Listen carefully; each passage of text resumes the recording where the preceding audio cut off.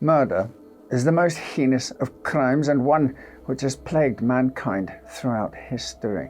While it may be possible to understand the reasoning behind some, such as the case of self-defense or perhaps lashing out at an abuser, many defy any kind of reasoning beyond the perpetrator being pure evil. In this compilation, we explore cases that cross the gamut.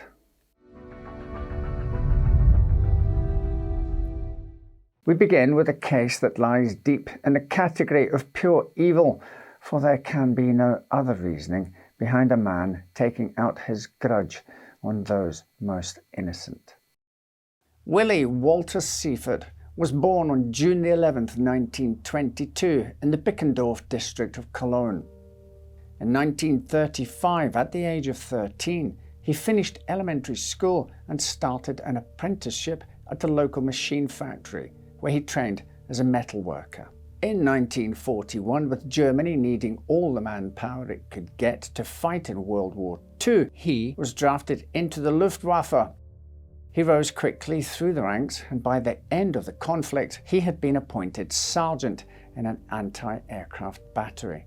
When Germany was defeated, Seifert spent several months as an Allied prisoner of war. Soon after his release, he joined the police force but was let go after only a year when he was diagnosed with tuberculosis, a lung disease that his superiors believed made him unfit for service. Believing that he had contracted tuberculosis from his time at the Allied Forces prison camp, Seifert tried his best to get it recognized as a symptom of his time serving in the war, which would have entitled him to a hefty pension. But his efforts proved to be unsuccessful, and he soon began harboring an intense hatred for the government, which he believed was cheating him out of his hard-earned retirement money. By 1953, it was found that Seifert's tuberculosis had become inactive. In an effort to determine his ability to return to work, he underwent an examination by a public health officer. This officer noted that he seemed to be mentally devious, with no great will to recover. Enraged by these findings, Seifert wrote a letter to medical officials titled "Social Politics, Social Doctors, Social Murder."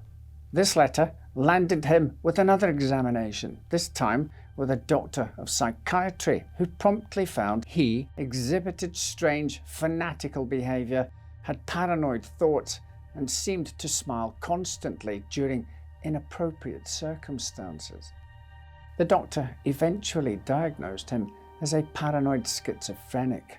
Still, since he showed no dangerous or violent behavior, it was decided he did not need to be placed in an institution. Some would argue otherwise. It's alleged that at some point during the 1950s, Seifert reportedly got into a massive fight with his younger brother after describing his plan to create a basement underneath his parents' house. Nothing too unusual in that, perhaps. However, he went on to state he would use the space to hold captive minors whom he would abduct and abuse. Naturally, this horrified his sibling. Perhaps surprisingly, Seifert was able to maintain a relationship with a woman named Renata Ursula, whom he married on October 7, 1955. Married life seems to have calmed his mind, and the subsequent years passed with few noteworthy events. 6 years later, things would take a tragic turn. The married couple were expecting their first child when Renata began to go into labor prematurely. In the hospital, while giving birth, Renata suffered an embolism and died. The premature child would also pass away. Enraged by the loss, Seifert wrote a 120-page document titled Matricide, Individual Destiny and Analysis of a System, which he sent to authorities and the doctors who treated his wife. In the document, he states, "The doctor is the greatest mass murderer of the poor in the history of mankind." According to a translated article from the website Vomily Photography, quote, "The writing makes it clear that Seifert must have dealt intensively with medical literature, which he now cited to support his accusations. He attacked his wife's doctors, whom he accused of treating the embolism incorrectly, calling them murderers." End quote. Perhaps it had been Renata who had quelled Walter's rage against his perceived injustice at the hands of doctors and the government. Regardless, many believe that it was the death of his wife that finally pushed him over the edge. His unhappiness became more and more unbearable with each passing month.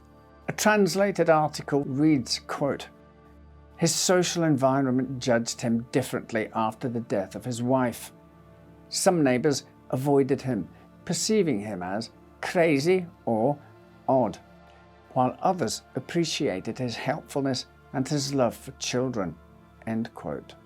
Nobody knows precisely what drove him to do the unthinkable, but on June the 11th, 1964, the day of his 42nd birthday, Seifert decided to commit a crime so horrific that it sent shockwaves throughout the entire country. That morning, Walter went to a Catholic elementary school in the Volkhoven district of Cologne, one of Germany's largest cities.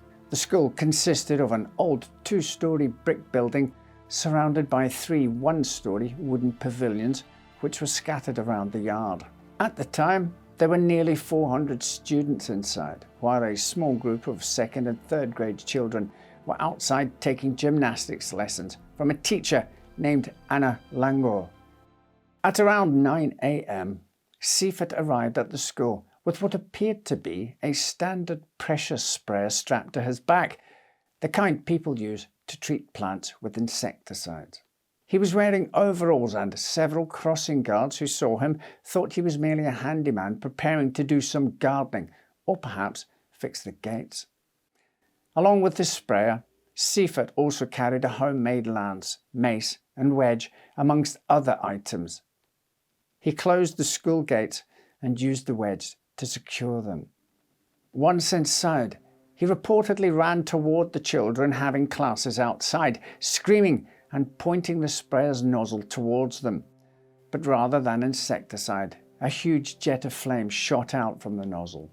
Anna Langor, the 67-year-old teacher, tried to stop Seifert and protect her children, but she was engulfed in flames. Seifert then made his way to the nearest classroom and fired his makeshift flamethrower through an open window, sending flames spewing from one wall to the other. He then used the mace to smash the window of a second classroom before repeating his atrocious attack. By this point, the makeshift flamethrower's fuel had run out, but Seifert's evil rampage wasn't finished. Gertrude Bollenrath, one of the teachers in the first classroom, helped her students put out their burning clothes before leading them from the burning building. Once outside, she was set upon by Seifert, who attacked her with the lance. She would sadly succumb to her wounds.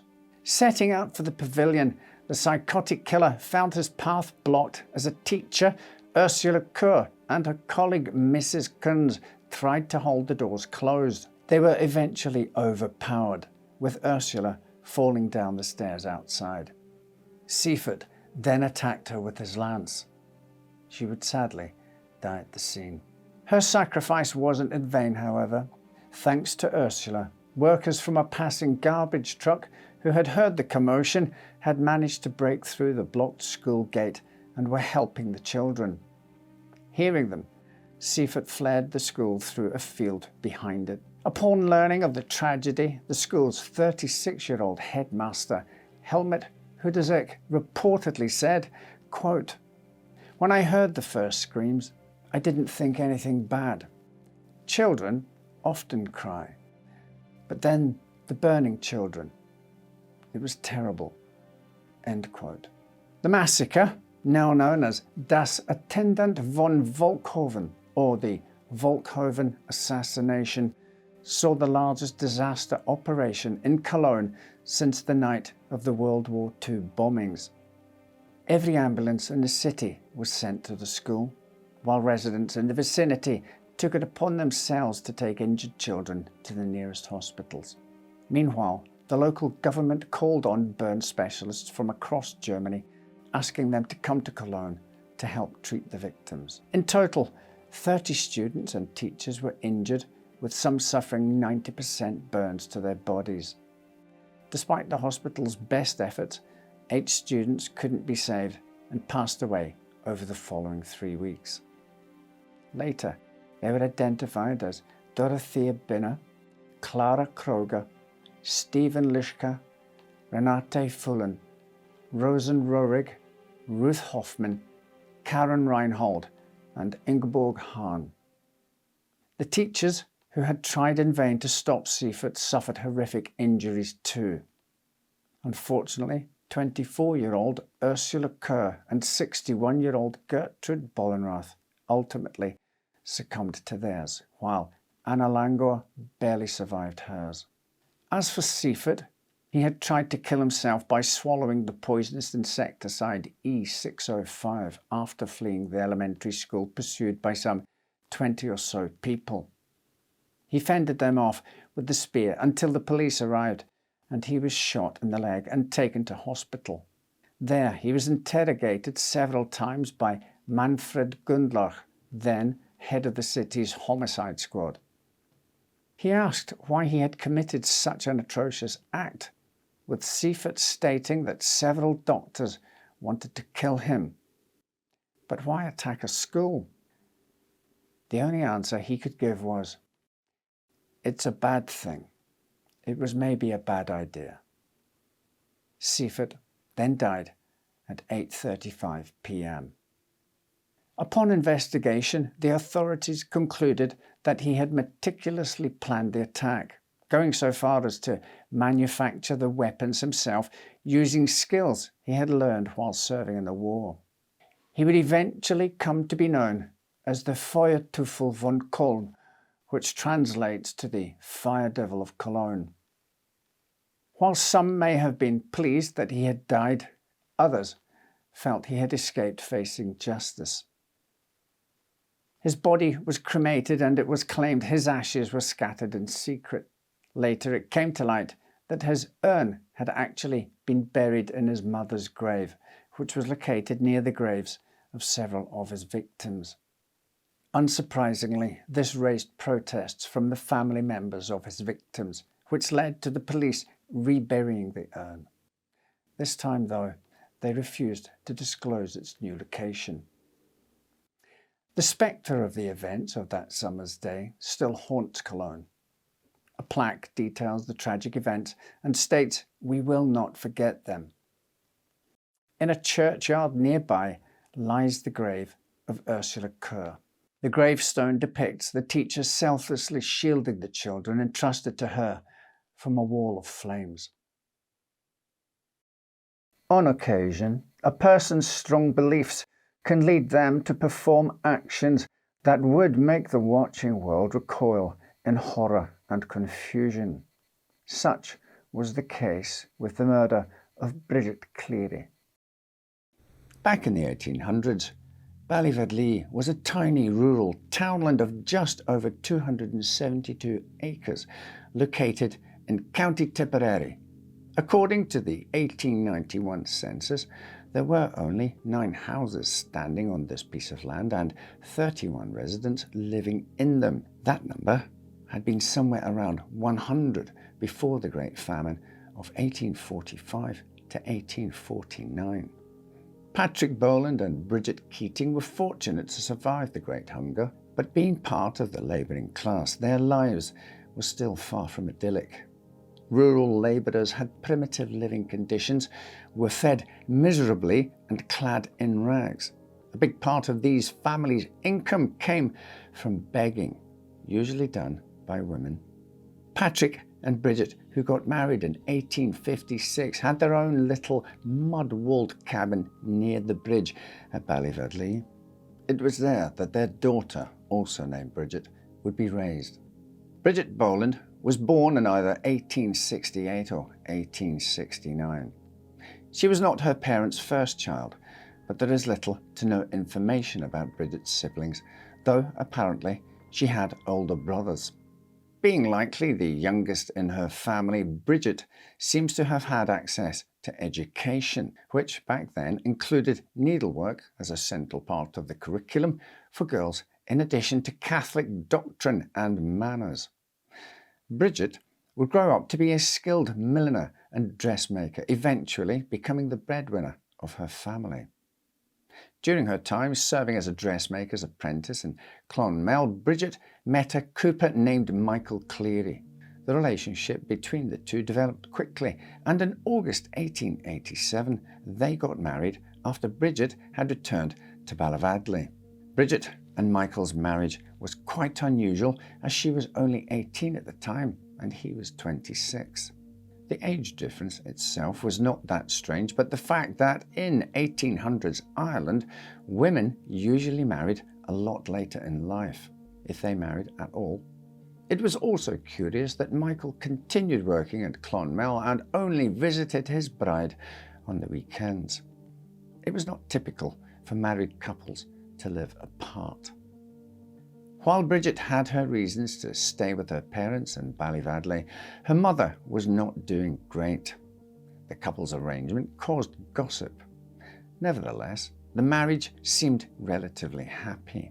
Michael's employment as a cooper, along with Bridget working as a dressmaker, having her own flock of chickens and selling eggs, put them in a far better position than most labourers in the 1880s.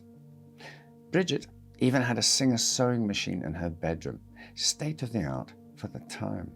When Bridget's mother then passed away sometime before 1895, the Clearys found themselves responsible for Bridget's father, Patrick. Thanks to his work history, Bridget and Michael were able to secure a new cottage reserved for labourers and their families. This meant that husband and wife were finally living together, and also allowed Michael to set up a cooperage business in Ballivadley, Bridget's family's old cabin becoming his workshop. Overall, the Clearys were doing great and living happy lives. At 26, Bridget was known amongst the townspeople to be an independent, literate, beautiful and fashionably dressed working woman. She had everything going for her. But then Bridget fell ill. On the cold morning of Monday, March the 4th, 1895, Bridget had been out delivering eggs.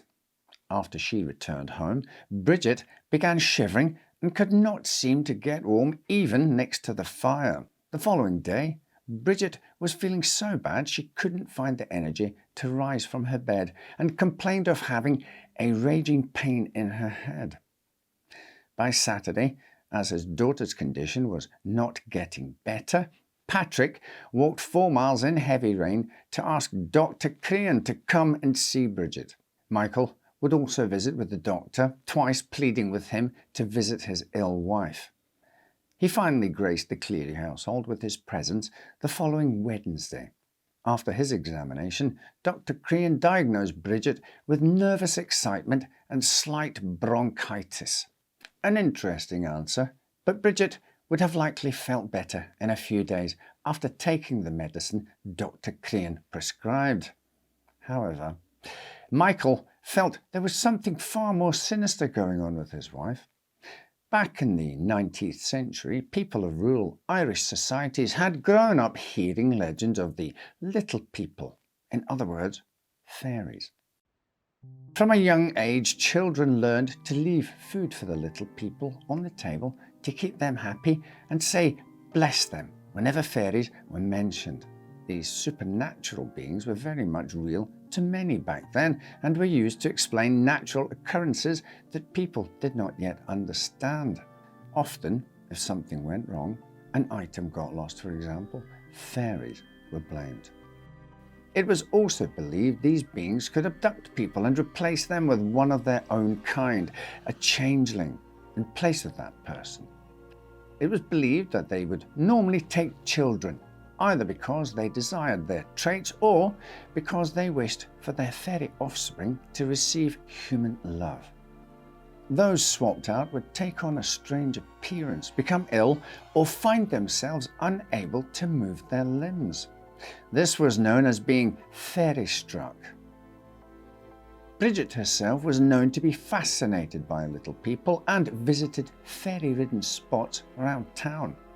One of these so-called fairy forts was near Kylagrana Hill, the same area where Bridget had been delivering eggs to her father's cousin, 55-year-old Jack Dunn, on the day she got sick. Jack was also one of these people who visited Bridget during the time she was bedridden. As soon as he saw the young woman, who most likely looked very different from her usual neatly turned out self, Jack shouted, "That is not Bridget Boland."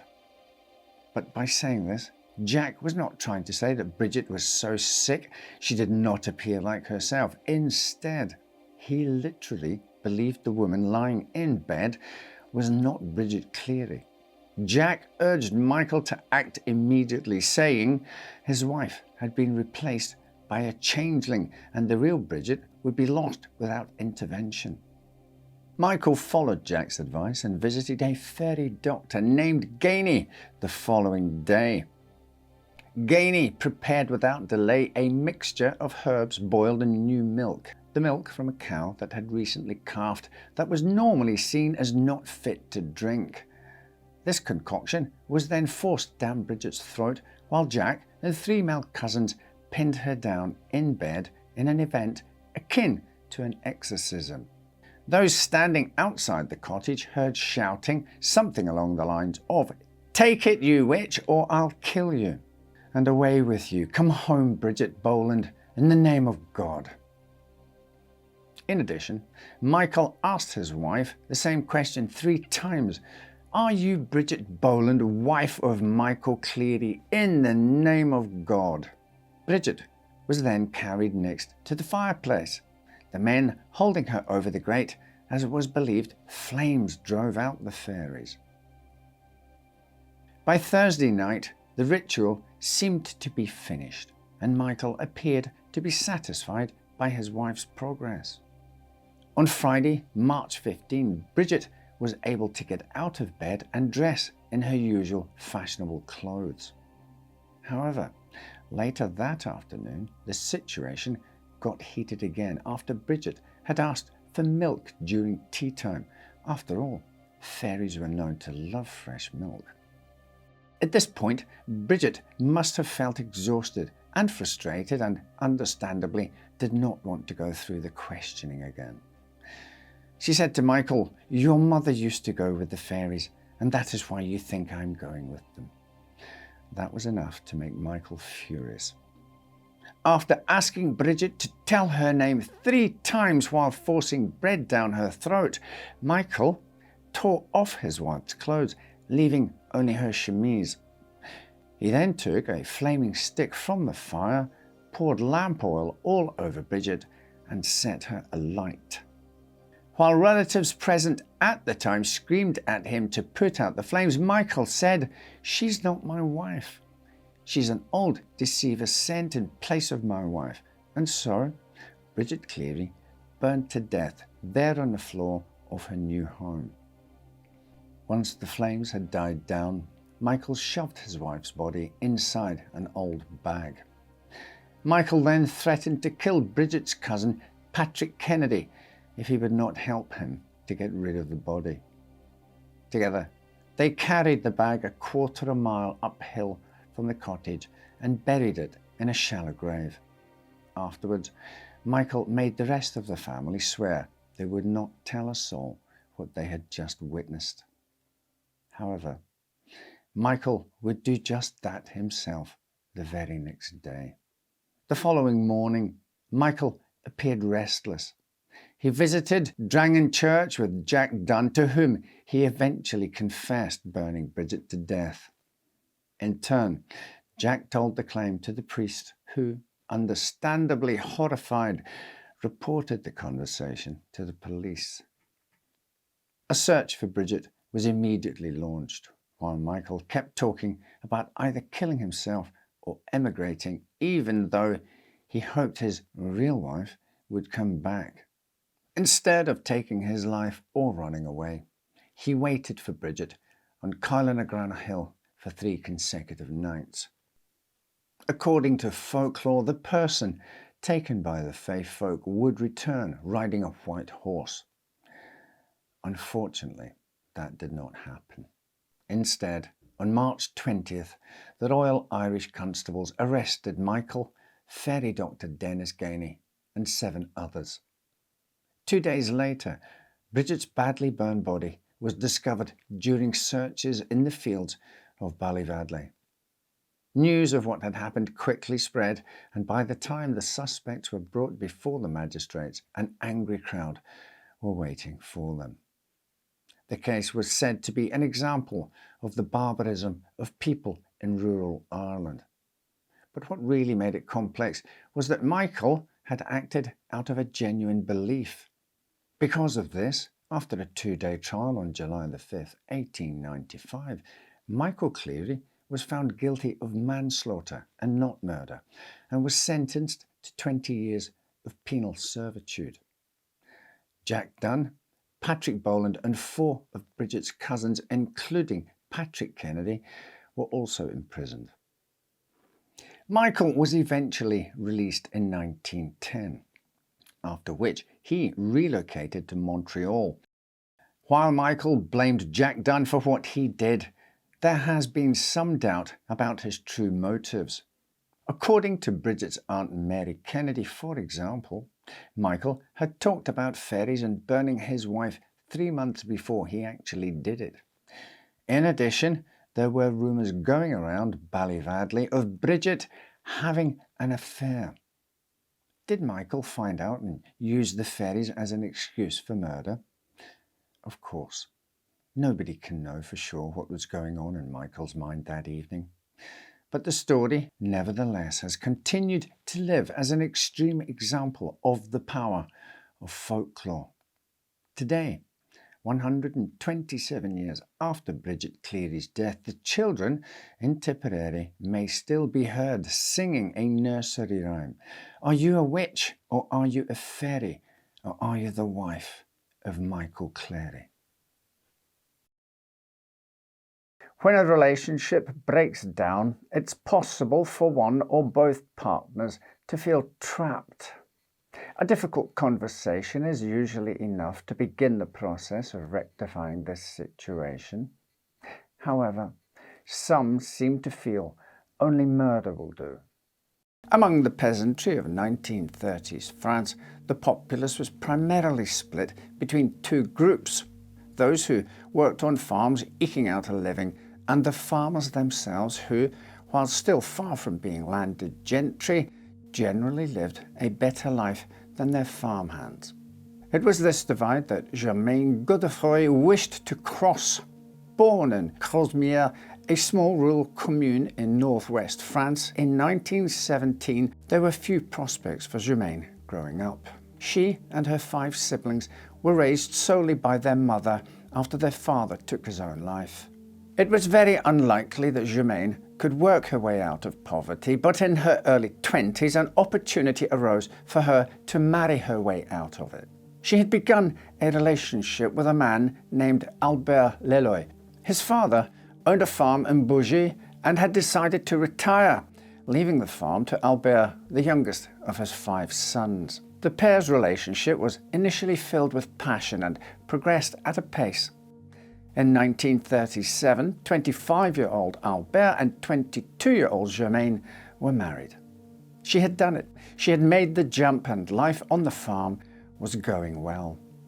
The couple hired farmhands and were making enough money to be able to put some away in savings. This was a far cry from Germaine's early life, and for a while she may have been satisfied with her lot. However, a new issue would soon arise. Despite employing workers, there was still much to be done. Albert was accustomed to working long hours on the farm and so met this challenge head-on. Naturally, at the end of the day, this left Albert with little energy for other things. Germaine was a hot-blooded woman, and so this just wouldn't do. Taking the situation into her own hands, she began having an affair with a married man named Pierre Cuet, who was nearly 20 years her senior. Pierre hailed from the neighbouring village of Parc, where he too had his own land. It would be while lying in bed with her new lover that Germaine would first voice her wicked thoughts. She began complaining about Albert, stating he was only interested in hunting and drinking, before asking Pierre, "Can't we find a way to kill him?"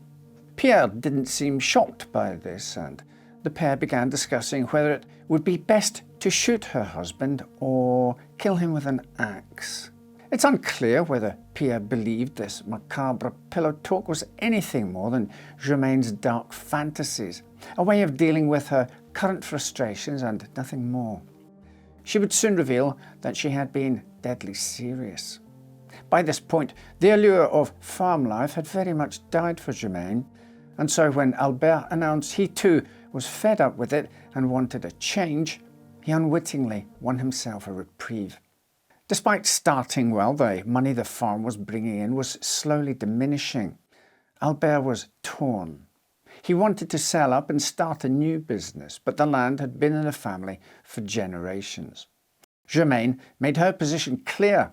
With talk of an imminent second war with Germany, she believed that the couple should enjoy themselves while they can. And so the farm was sold for an amount that, adjusted for inflation, equated to roughly £300,000 sterling today. This wasn't to be squandered, however.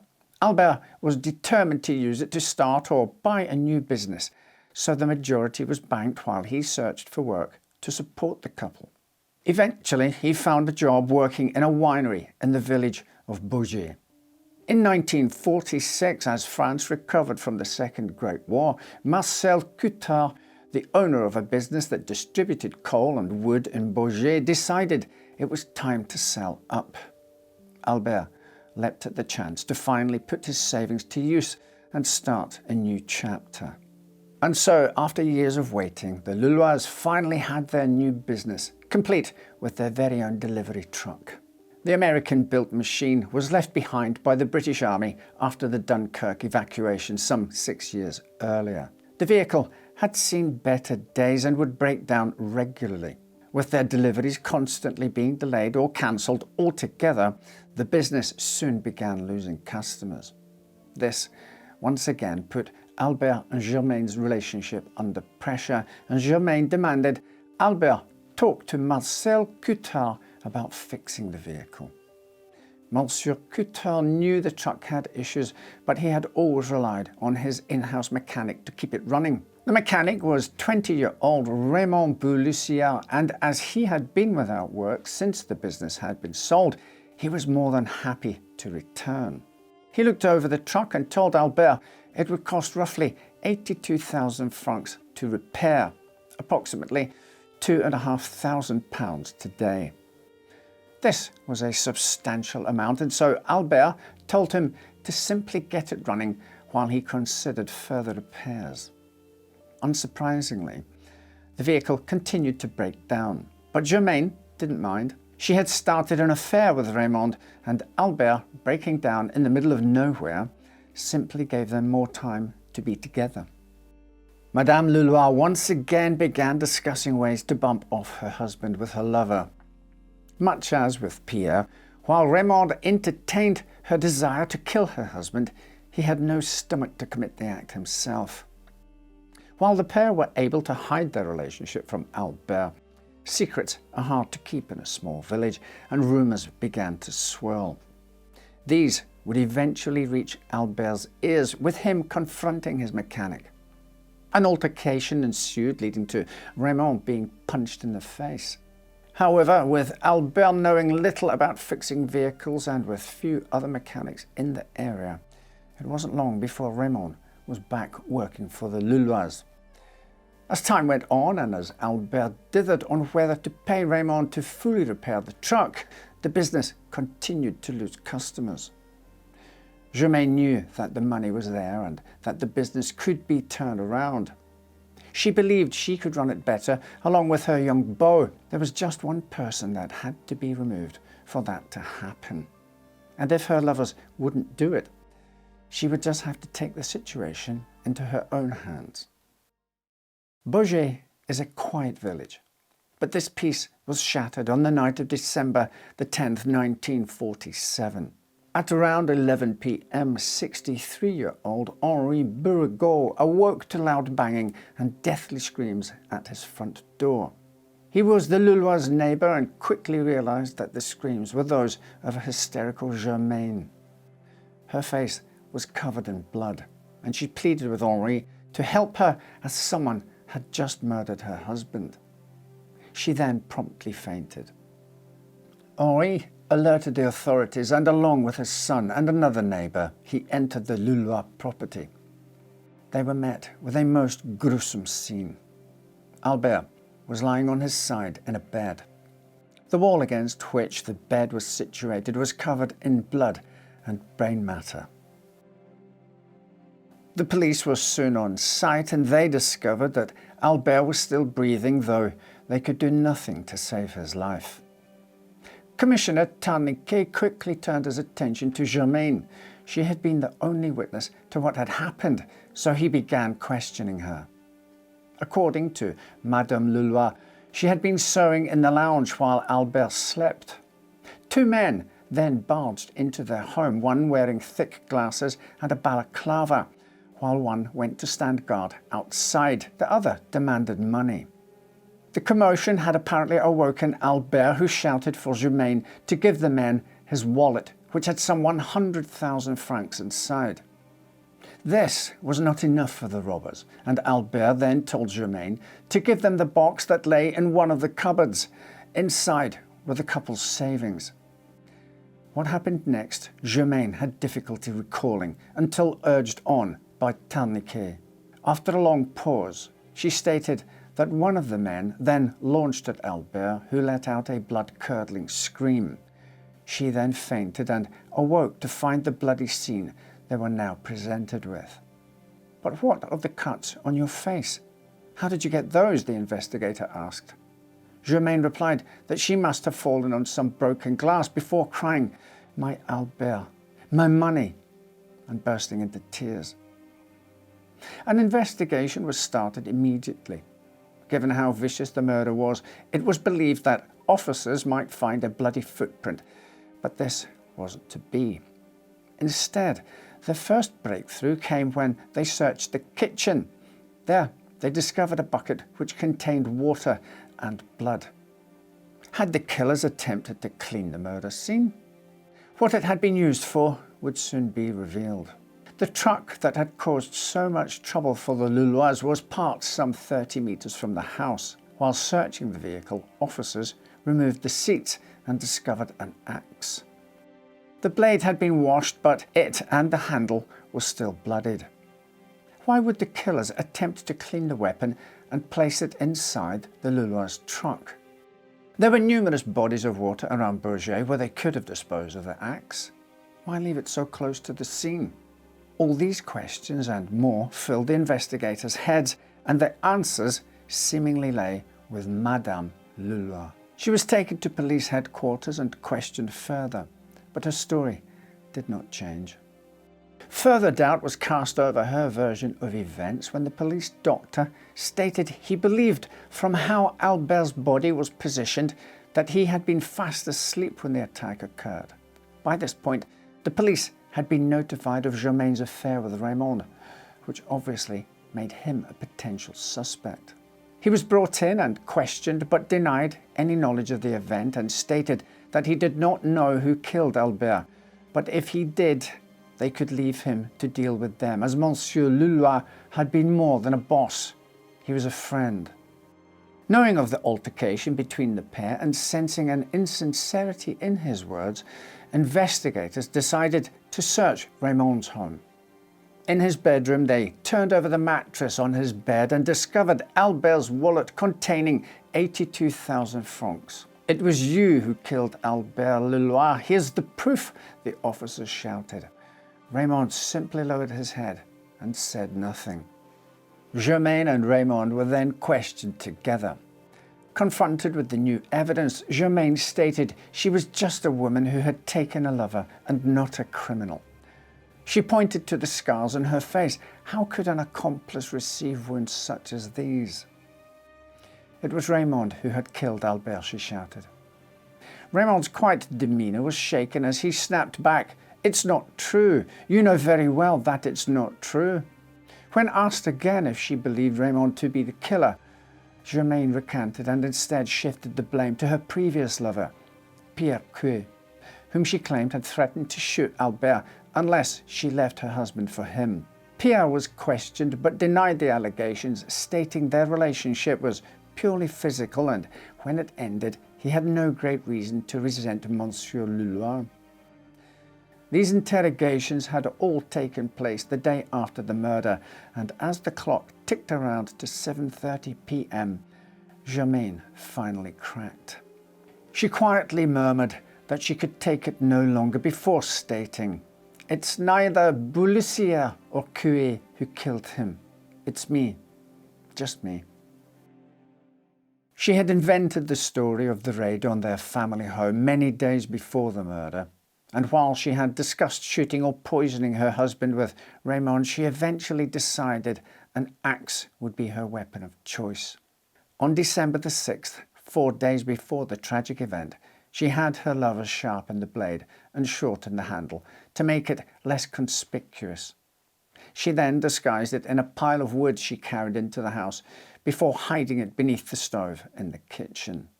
On the day of the murder, she had argued with Albert after the truck once again broke down.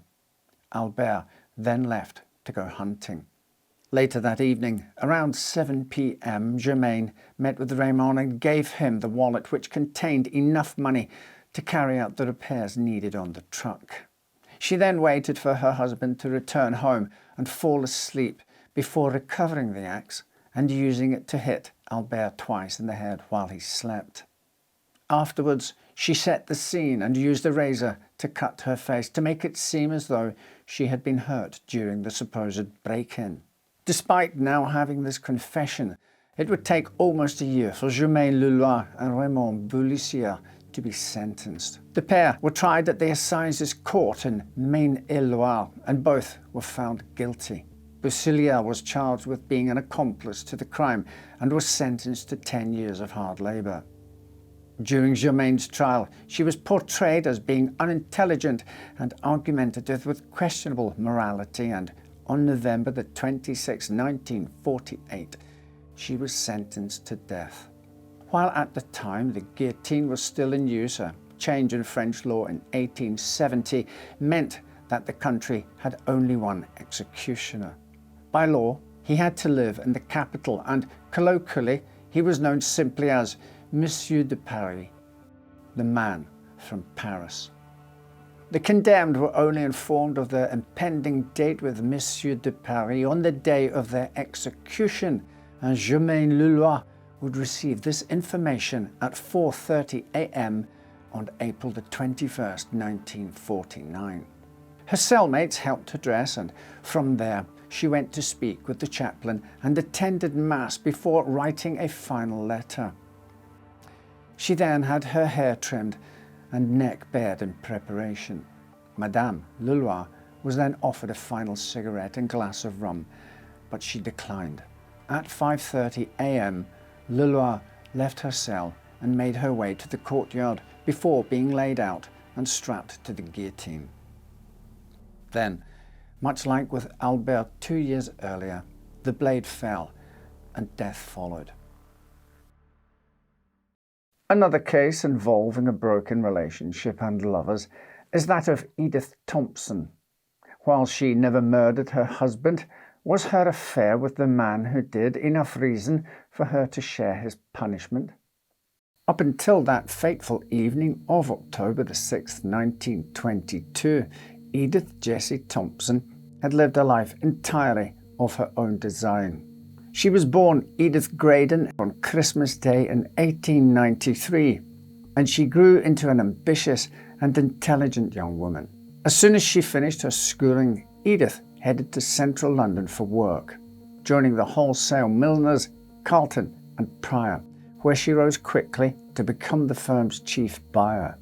In 1916, she married Percy Thompson, and 4 years later, the couple bought a house at Kensington Gardens in Ilford, Essex.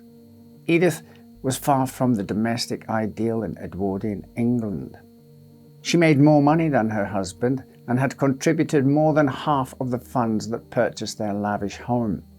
Edith liked night out, and while she would rather be at London's finest hotels and dance halls, she settled for the more demure atmosphere of West End theatres and restaurants.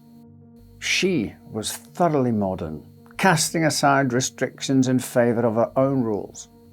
However, this also included having a lover more than 8 years her junior. Edith and Percy's marriage was, for Edith, something of a disappointment. She was accustomed to getting exactly what she wanted if she worked hard enough, and had assumed she would fall in love passionately. Instead, she agreed to marry Percy mostly because their courtship lasted so long that she was already 22 when Percy asked her. They'd met when she was just 15 and Percy 18. By the time Edith realized Percy felt more like an anchor keeping her from the great love that she desired, it was too late. The 6-year courtship had reached wartime and men were becoming shockingly scarce. Even so, Edith told her family on the day of the wedding that she didn't want to go through with it. Of course, leaving a waiting groom and a large audience of guests at St. Barnabas was out of the question.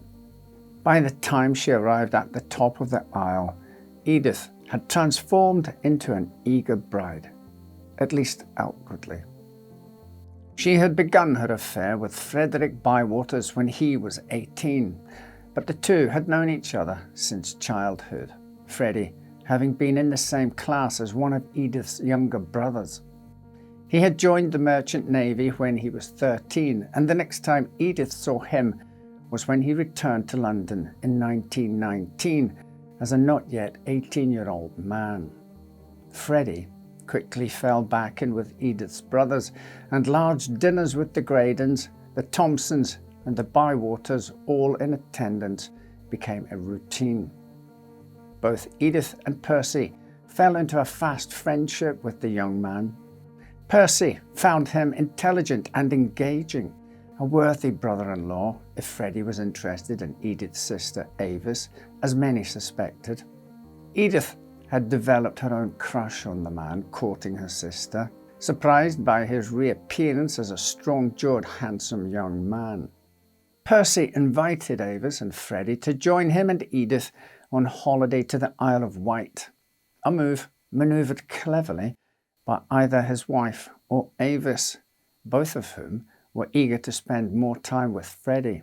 In June 1921, the foursome spent a week at Osborne House in Shanklin. During their vacation, Edith and Freddie began a secret relationship that quickly developed into a passionate affair by the time they had all returned to London. His budding relationship with Avis ended, and in June, on the day of his 19th birthday, he became the Thompsons' lodger. Edith had convinced her husband to let a room at their home to Freddie, still under the guise of a mutual friendship between the trio.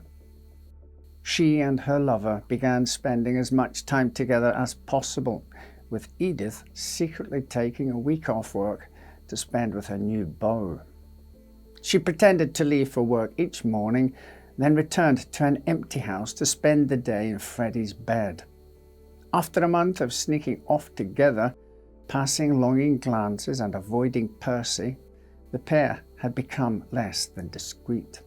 Percy noticed that Edith seemed to simply tolerate his company, shrugging off his affections and dodging engagements with him, and Freddie was no longer talking about finding a new ship to sail on. He appeared a little too eager to remain landlocked and was content to let Edith dictate his social life. As Percy's suspicions grew, so did his anger. It culminated in him throwing Edith into a table, with Freddie coming to her defense and being told to move out for his interference. Despite this, the lovers continued to meet regularly for the rest of the summer. When they weren't together, the pair wrote letters to each other constantly. They would eventually be parted in September when Freddie, took a position on the Maria passenger liner. Percy Thompson now felt confident that while his wife and Freddie had undoubtedly been attracted to each other, he had succeeded in stopping the affair before it became physical. He even felt a bit chastened and vowed to no longer take Edith for granted. In reality, she was just biding her time until her lover returned, ensuring a new letter awaited him at every port of call. During the course of their relationship, Edith wrote Freddie over 70 letters. She was a verbose pen friend, dedicating pages to meticulous accounts of her daily outings, peppering her stories with fiction and commenting on her growing revulsion toward her husband. The Maria docked at Tilbury, Essex on October the 29th, 1921. The pair then met for lunch at Edith's parents' home, shaking hands like acquaintances and passing the Saturday afternoon together, yet still apart. On Monday, Freddie sent a package of oriental silks and sets of beads to his lover's office at Carlton and Prior, and they met after work for a short while to catch up in private. On Thursday, November the 3rd, Edith took the day off work to spend with Freddie. She wore her new silks, and the pair flitted about London arm in arm, caring little who saw them. This carelessness wouldn't go unpunished. That evening, Percy Thompson told his wife that he had seen her with Freddie at the station. Unperturbed, she sent her lover a telegram warning him to stay away from Carlton and Prior and instead meet her secretly at Fenchurch Street the following day. She informed him that Percy was most upset that he hadn't asked him for permission to take his wife out.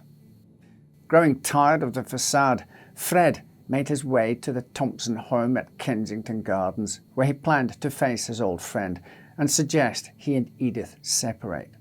Unsurprisingly, the meeting was heated but also somewhat productive. Though Percy refused to leave his wife, he did promise to stop hitting her and strive to make her happy. The winter of 1921 passed with Edith resuming her fervent letter writing to her sailor and, despite his best efforts, growing further distant from her husband. He suggested to her that perhaps a baby would bring them happiness, to which Edith replied in panic, "No, 1,000 times no." What Percy Thompson didn't know was that his wife already suspected she was pregnant, though not with his child. She wrote to Fred telling him that she had suffered a natural miscarriage on January the 20th, 1922. She hid this from Percy, telling him she had especially painful menstruation and needed to sleep alone. Edith and her lover were reunited in March and again in May during Frederick's shore leaves. The meetings had unintended, if not entirely unexpected, consequences, with Edith again falling pregnant, this time seeking medical intervention. Fred seemed to pull away from her when he returned to his ship in June and wrote that he would skip letters at some ports to keep things simpler for her. It was becoming apparent to him that their affair was reaching a crescendo with possible fallout from their families that could alter their lives forever. He broached the subject of changing their arrangement to that of friends only, but Edith remained steadfast in her devotion, promising that a divorce from Percy was imminent, after which they could elope. The pair had agreed to wait as long as 5 years for Percy to let her go, but Fred grew more distant, making Edith increasingly impatient. Unsurprisingly, the Thompsons' marriage was in shambles. The couple regularly had blazing arguments, but Percy would still not entertain the idea of divorce. In September, more letters were exchanged, this time fraught with jealousy. Edith was jealous of the other women who had held Frederick's attention, including a woman in Sydney and even her own sister, Avis. In turn, he expressed his jealousy of Percy Thompson, which Edith gladly accepted, perhaps a bit too giddily. In her response, she wrote, "Be jealous so much that you will do something desperate." Little did she know how these words would return to haunt her. It would be over 100 days before she and her beau would be reunited at the end of September. Though it's claimed that Fred was determined to end their relationship, it's said that seeing Edith reignited a spark gone cold from time and distance, and he declared his love to her anew, calling her his magnet and promising that his passion would never truly falter. On October the 2nd, they met for a hurried lunch where Edith told Freddie she would not be able to see him the next 2 nights, which were the last of his leave. She explained that Percy had made dinner plans with his family and gotten tickets for a play, and that she was afraid that if she refused to go, Percy would make good on his threat to expose her adultery to her employers at Carlton and Pryor. Bywaters viewed her unwillingness to deceive Percy as a slight to him. He suggested perhaps her declarations of love were hollow. In return, she apologized profusely, urging him to hurt her in return for the pain she was causing him. While the Thompsons took in the sights and sounds of the Ben Travers play, The Dippers, Freddie Bywaters spent the evening with Edith's family, joining her parents and Avis for dinner. Mrs. Graydon remarked on Freddie's new tobacco pouch and asked if it was a gift from a woman. When he confirmed it was, Edith's mother responded, "I know who it is, but I am not going to say." "Never mind, we won't argue about it. She is one of the best." To which Freddie replied, "There is none better." He was overjoyed by this exchange, as it marked the first time Edith's family had acknowledged their affair and, in his mind, legitimized it with their approval. He left the Graydons' house around 11 p.m. and walked to East Ham Station, pondering the conversation that had just transpired. He later said he remembered thinking, "I don't want to go home. I feel too miserable. I want to see Mrs. Thompson. I want to see if I can help her." Instead of heading into the station, he turned to the streets of Manor Park. In his pocket was a 5.5-inch long knife with a double-edged blade. Bywaters watched the Thompsons emerge from the station at Ilford, then followed the foursome at a distance. When Percy and Edith were alone, he rushed from the shadows to eliminate the ultimate source of his jealousy. A struggle ensued. Edith was knocked to the ground while Percy was stabbed. As Edith cradled her husband's bloody body, Fred Bywaters ran towards the park and Seymour Gardens, dropping the knife down a drain as he went. He hailed a cab to take him to Aldgate, then another to Thornton Heath, before walking the rest of the way to his mother's house in Upper Norwood. He reached the cottage at 3 a.m. and went to bed without even bothering to clean the blood off his coat. Percy Thompson was dead before the ambulance arrived. 2 police officers escorted a near-hysterical Edith home after she told them her husband had been overcome by some kind of seizure while walking home from the theatre. She was in shock, hardly coherent, and seemed to be disassociating. When the ambulance reached the mortuary in St. Mary's Church, 2 attending police officers undressed Percy's body and quickly realised this was not an accident, but a murder. Edith was brought to the Ilford station for further questioning the next day. She remained steadfast in her story that she had seen no one else on the street and had no idea who could possibly wish Percy harm. As horrified as Edith was at the murder, she wasn't ready to admit she had recognised the man in the dark coat and trilby hat who had plunged a knife repeatedly into her husband's back just yet. Perhaps she was hopeful that she had imagined him where another attacker stood, or maybe she was hoping to buy him enough time to escape. Whatever her reasons, Freddie Bywaters became a prime suspect within hours despite her efforts. When he was brought in for questioning, he denied having any part in the murder. He told detectives that he was a long-time family friend of Edith's and had seen her on several occasions, some of which were kept secret from her husband because the 2 men had a falling out after Freddie confronted him about being violent with her. He claimed to have walked home after leaving the Gradens the night before and had only learned of Percy's murder when he saw the day's newspaper headlines. Edith corroborated his statement about their relationship, not knowing that Freddie himself was sitting in an interrogation room just down the hall. When she was escorted to the matron's room, she passed the room where Fred sat and glimpsed him through the window. According to the officer escorting her, she immediately broke down and cried, quote, oh God, what can I do? Why did he do it? I did not want him to do it. I must tell the truth." End quote. In the following days, Edith revised her statements to include seeing Frederick attack her husband. Bywaters, meanwhile, was told that if he issued a full confession, Edith would be allowed to return home. With this, he readily confessed to killing Percy Thompson, but insisted that Edith had absolutely no hand in the planning or execution of the murder. He claimed he acted in self-defense after an argument with Percy turned violent.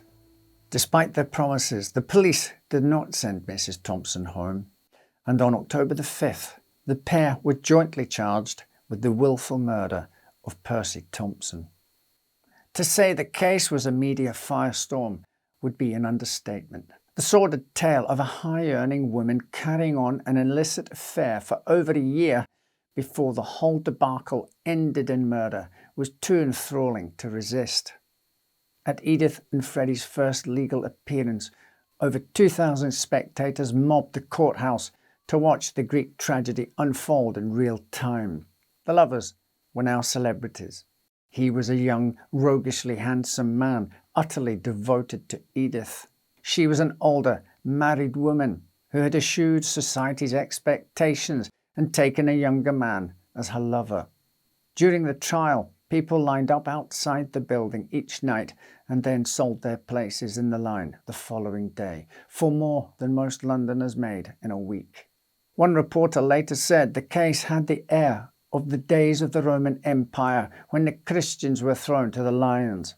Artists from Madame Tussauds Wax Museum even sketched the couple for an addition to its Chamber of Horrors exhibit. The evidence against Bywaters was strong. He had confessed to the murder. He had been wearing a blood-stained coat when he was arrested. The murder weapon had been retrieved from the drain where he dropped it, and the blade was still smeared with blood. The jury returned a guilty verdict after just 8 minutes of deliberation. Edith's involvement in the murder was harder to prove. Bywaters had adamantly denied her knowing anything about his plan, which wasn't really much of a plan at all. He testified at trial that he had only wanted to confront Percy about granting a divorce, but had lost his temper and reacted in self-defense when Percy raised his hand at him. He claimed to always carry a knife with him, and given his profession as a sailor, that wasn't an unlikely scenario. His sloppy behaviour after the murder certainly suggests that this was not a ruse concocted by the couple with any amount of forethought. In the end, it was Edith's correspondence that sealed her fate. Though her attorney fought to keep them from being admitted to evidence, as they had no link to the actual murder, 70 letters covering her daily life from November 1921 to September 1922 were brought forward. The letters revealed the extent of Edith and Freddie's relationship. They contained startling mentions of grinding glass light bulbs into shards before feeding them to Percy, poisoning his tea, and her wish that he was dead.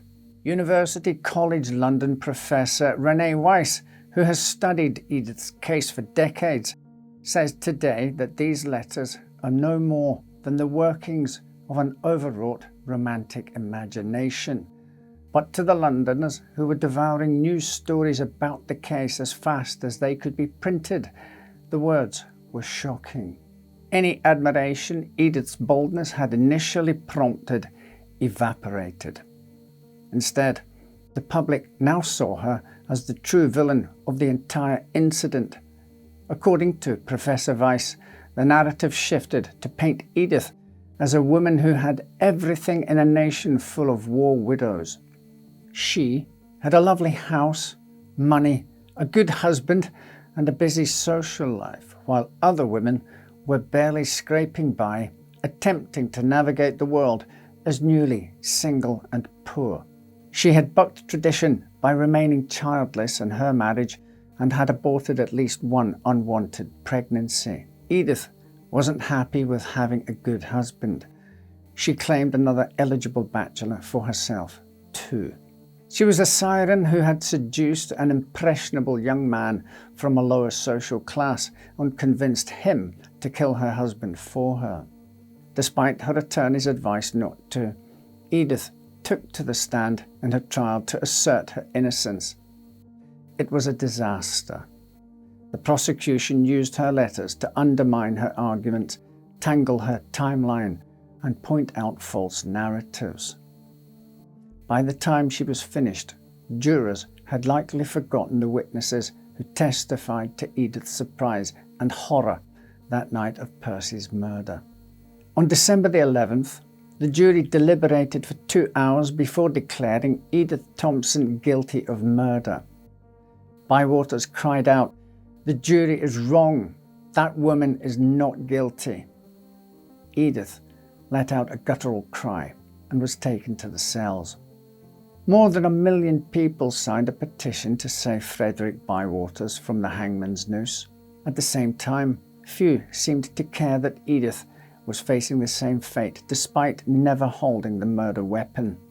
Women especially seemed to relish the thought of Edith being executed. Perhaps they were intimidated by her modernity or fearful of the threat women like her could pose to their own marriages. Every woman sentenced to death in the previous decade had been reprieved, yet all pleas on Edith's behalf were rejected. On January the 9th, 1923, 29-year-old Edith Thompson was carried to the gallows at Holloway Prison after being heavily sedated by the prison governor. A half-mile away, 20-year-old Freddie Bywaters walked to the site of his execution at Pentonville Prison. He had spent nearly every moment of his imprisonment fighting to save Edith. At 9 a.m., the one-time lovers were simultaneously executed. Edith's mother begged to be allowed to visit her daughter's grave or, at the very least, to be told where it was, but her request was denied.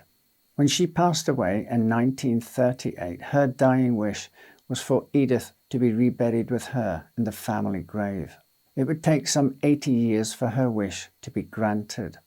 In November 2018, the body of Edith Thompson was exhumed and laid to rest with her parents in the City of London cemetery. Dozens of people gathered there to pay their respects and share their belief that Edith Thompson was an innocent woman unjustly executed for the crimes of her lover. Today, public opinion has finally moved to reflect the notion journalist Edgar Wallace wrote after Edith's execution. Never in our history has there been so terrible a miscarriage of justice or a verdict based so little upon evidence and so much upon prejudice as that which sent Edith Thompson to that filthy scene in Holloway Jail. In the decades since Edith's execution, scholars like Rene Weiss have carefully dissected the miscarriage of justice that was Edith's trial. The Crown used only a selection of her letters in court, carefully chosen to elicit prejudice against her, and never presented any correspondence that showed Edith and Freddie had conspired together. The magistrate regularly interjected his own opinion into the proceedings and discredited witnesses. Perhaps most importantly, Edith was tried for the same crimes as Freddie, painted as equally responsible for the murder, despite no case being presented that she had so much as pushed Percy in Freddie's direction that fateful night. Edith should have never even been tried for willful murder, let alone convicted. She was condemned for being a woman who dared to dream above her station, seeking love and meaning outside an unhappy marriage in which she was trapped, and being unafraid to defend her choices. 100 years later, in 2023, her case was referred to the Criminal Cases Review Commission for a possible pardon. The tragic tale of Edith Thompson stands as a haunting reminder of the grave consequences when justice fails. Her wrongful execution serves as a siren call to society's collective conscience, urging us to confront the dark shadows of our past and heed the lessons of its injustices against those who suffer silently under the weight of prejudice and persecution today. To complete our hat trick of deadly relationships, we explore the case of Kitty Byron, a woman who it seemed was driven to take deadly action. Born in 1878, Emma Byron, who went by the nickname Kitty, came from a lower-class family. Her father was a brewer, but had died when she was still a child. Following his death, she, along with her mother and her younger sister, moved in with an older brother and his family. Unsurprisingly, the home was crowded, and it was rare that Kitty's belly felt full after their meagre meals. As soon as she was old enough to, Kitty was sent to work with a milliner in London, even though it was a notoriously poorly paid occupation. It would be during her employment in London that she met her lover, Arthur Reginald Baker. Reggie was some 20 years Kitty's senior and a somewhat successful stockbroker. He married late in life at age 39 to Mabel Harrison and had one daughter. However, their union was not a happy one, and Mabel accused Reggie of violence, abusive language, adultery, and giving her a venereal disease. By 1902, she had left him to return to her father's home, citing cruelty and adultery as she filed for divorce. Reggie wasted no time after parting ways with Mabel, and he and Kitty moved in together at a boarding house in July. By this point, however, the pair was suffering a financial downturn. The reason they had moved into lodgings was because Reggie had lost money in the stock market and could no longer afford his apartment. Kitty had also been fired from her job due to poor timekeeping. Their relationship didn't seem any happier than Reggie's marriage. They were prone to loud, violent fights that were often caused by Baker's drinking. When sober, his landlady said he was a perfect gentleman, but those occasions were few and far between. He was heard to threaten Kitty with murder, was often seen pushing her, and she had told her landlady that he had once tried to strangle her. Despite the ever-increasing violence, Kitty remained besotted with her partner. Finally, after another noisy, violent row, the boarding house owner, Adrienne Laird, told Reggie that the couple would need to move out. He told her he planned to send Kitty away and asked to stay another week, which Mrs. Laird agreed to. According to one account of the conversation, he told Laird and her son that Kitty had no class and was a sex worker.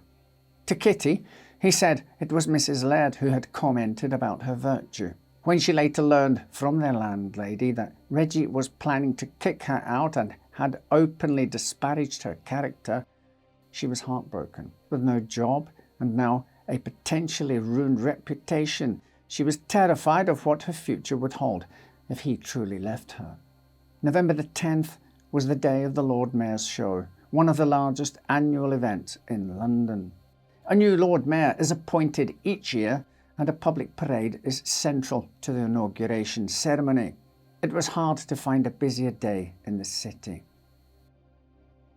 That morning, Kitty Byron tucked Reggie's letters to her in her pocket and visited a shop on Oxford Street. She purchased a spring knife and then went to the post office on Lombard Street to send a message to Reggie at the stock exchange. She wanted him to meet her there to hash out the details of his conversation with Mrs. Laird. The messenger boy could not find Reggie, but Kitty returned him to the exchange again. When Baker followed the messenger boy back to the post office, the clerk there asked him to pay the extra fees incurred for sending him back out. As he argued with the clerk over the dues, Kitty, late once more, rushed to the counter and begged him to pay, offering him a silver coin as a contribution.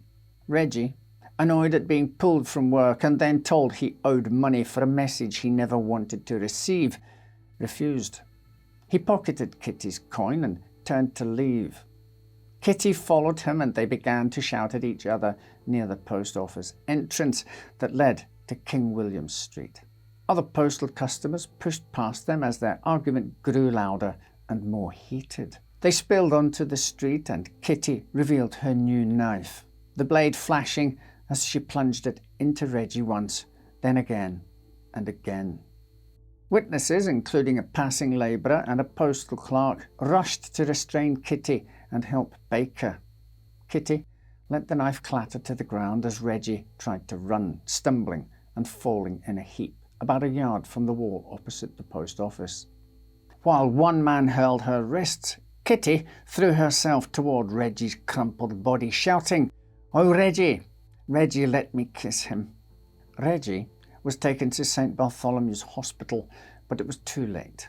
He had suffered 3 knife wounds, one to the left side of the head, another above his breastbone into the aorta, and one over the left shoulder blade. He also had a contusion above the right eye, from where his head had hit the pavement as he collapsed. The surgeon of the city police would later testify that the stab to his chest caused almost instantaneous death. The 3rd wound was inflicted as he was falling forward. While Reggie's body was examined at the hospital's morgue, Kitty was taken to Cloak Lane police station, searched and held in a cell. When she learned about her beau's death, she told Inspector Frederick Fox, "I killed him willingly, and he deserved it. And the sooner I am killed, the better." Later, she revised her story, telling him, "I bought the knife, I hit him, but I did not know I was killing him." Kitty Byron was charged with murder, and 4 days later, Arthur Reginald Baker was laid to rest at the Norwood Cemetery. When Kitty's murder trial began, the courtroom was packed with men Baker had worked with at the Stock Exchange, but they weren't there to sneer at Kitty. These men had funded her defence. Her guilt was never questioned. A queue of witnesses were ready to testify that they had watched her stab him repeatedly. Nor was she a respectable lady who had strayed into unfortunate circumstances.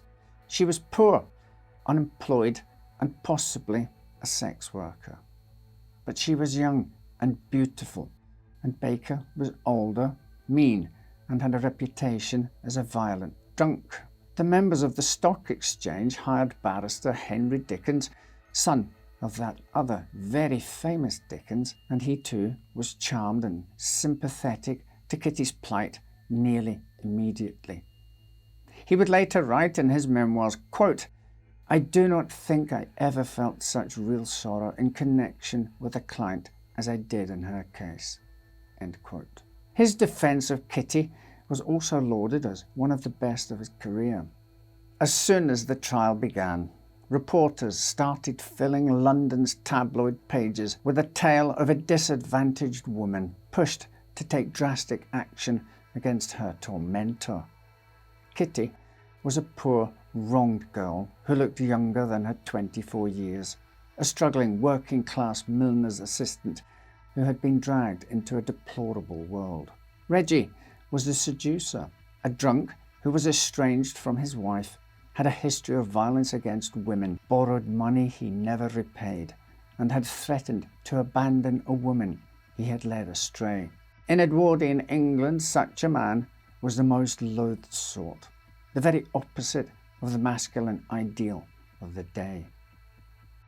Kitty was fragile, dainty, dark-eyed, and pitifully forlorn and caught. Reginald was a ghoul, a nightmare crafted by careful storytelling, so artful that those watching and reading about the trial soon forgot that he was the victim in this murder case. Ultimately, the jury had no choice but to find Kitty Byron guilty of murder.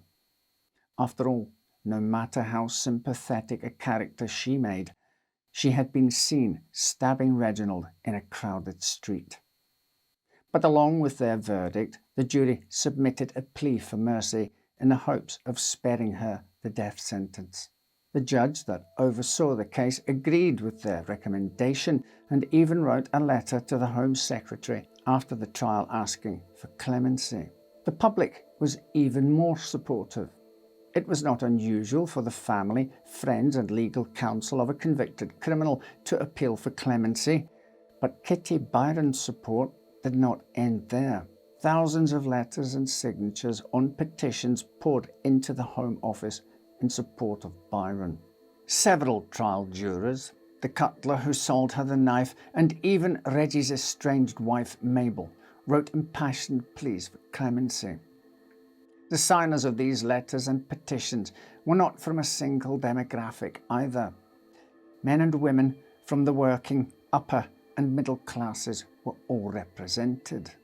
Most petitioners saw Kitty as a wronged woman, driven to madness. They hinged on the provocation of the event, stereotypes about women's weakness and the cruelty of Kitty's partner.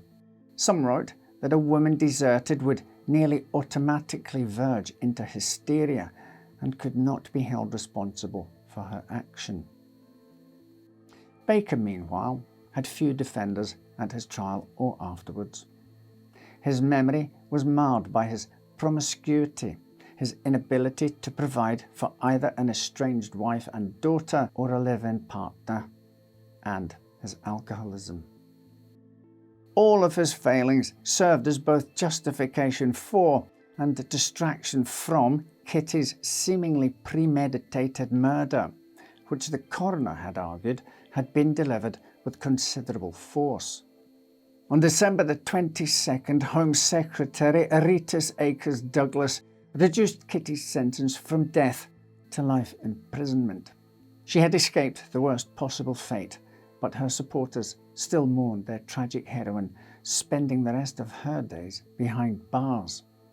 Petitions flooded the office in fresh waves, then a steady trickle calling for a reduced sentence over the following 3 years.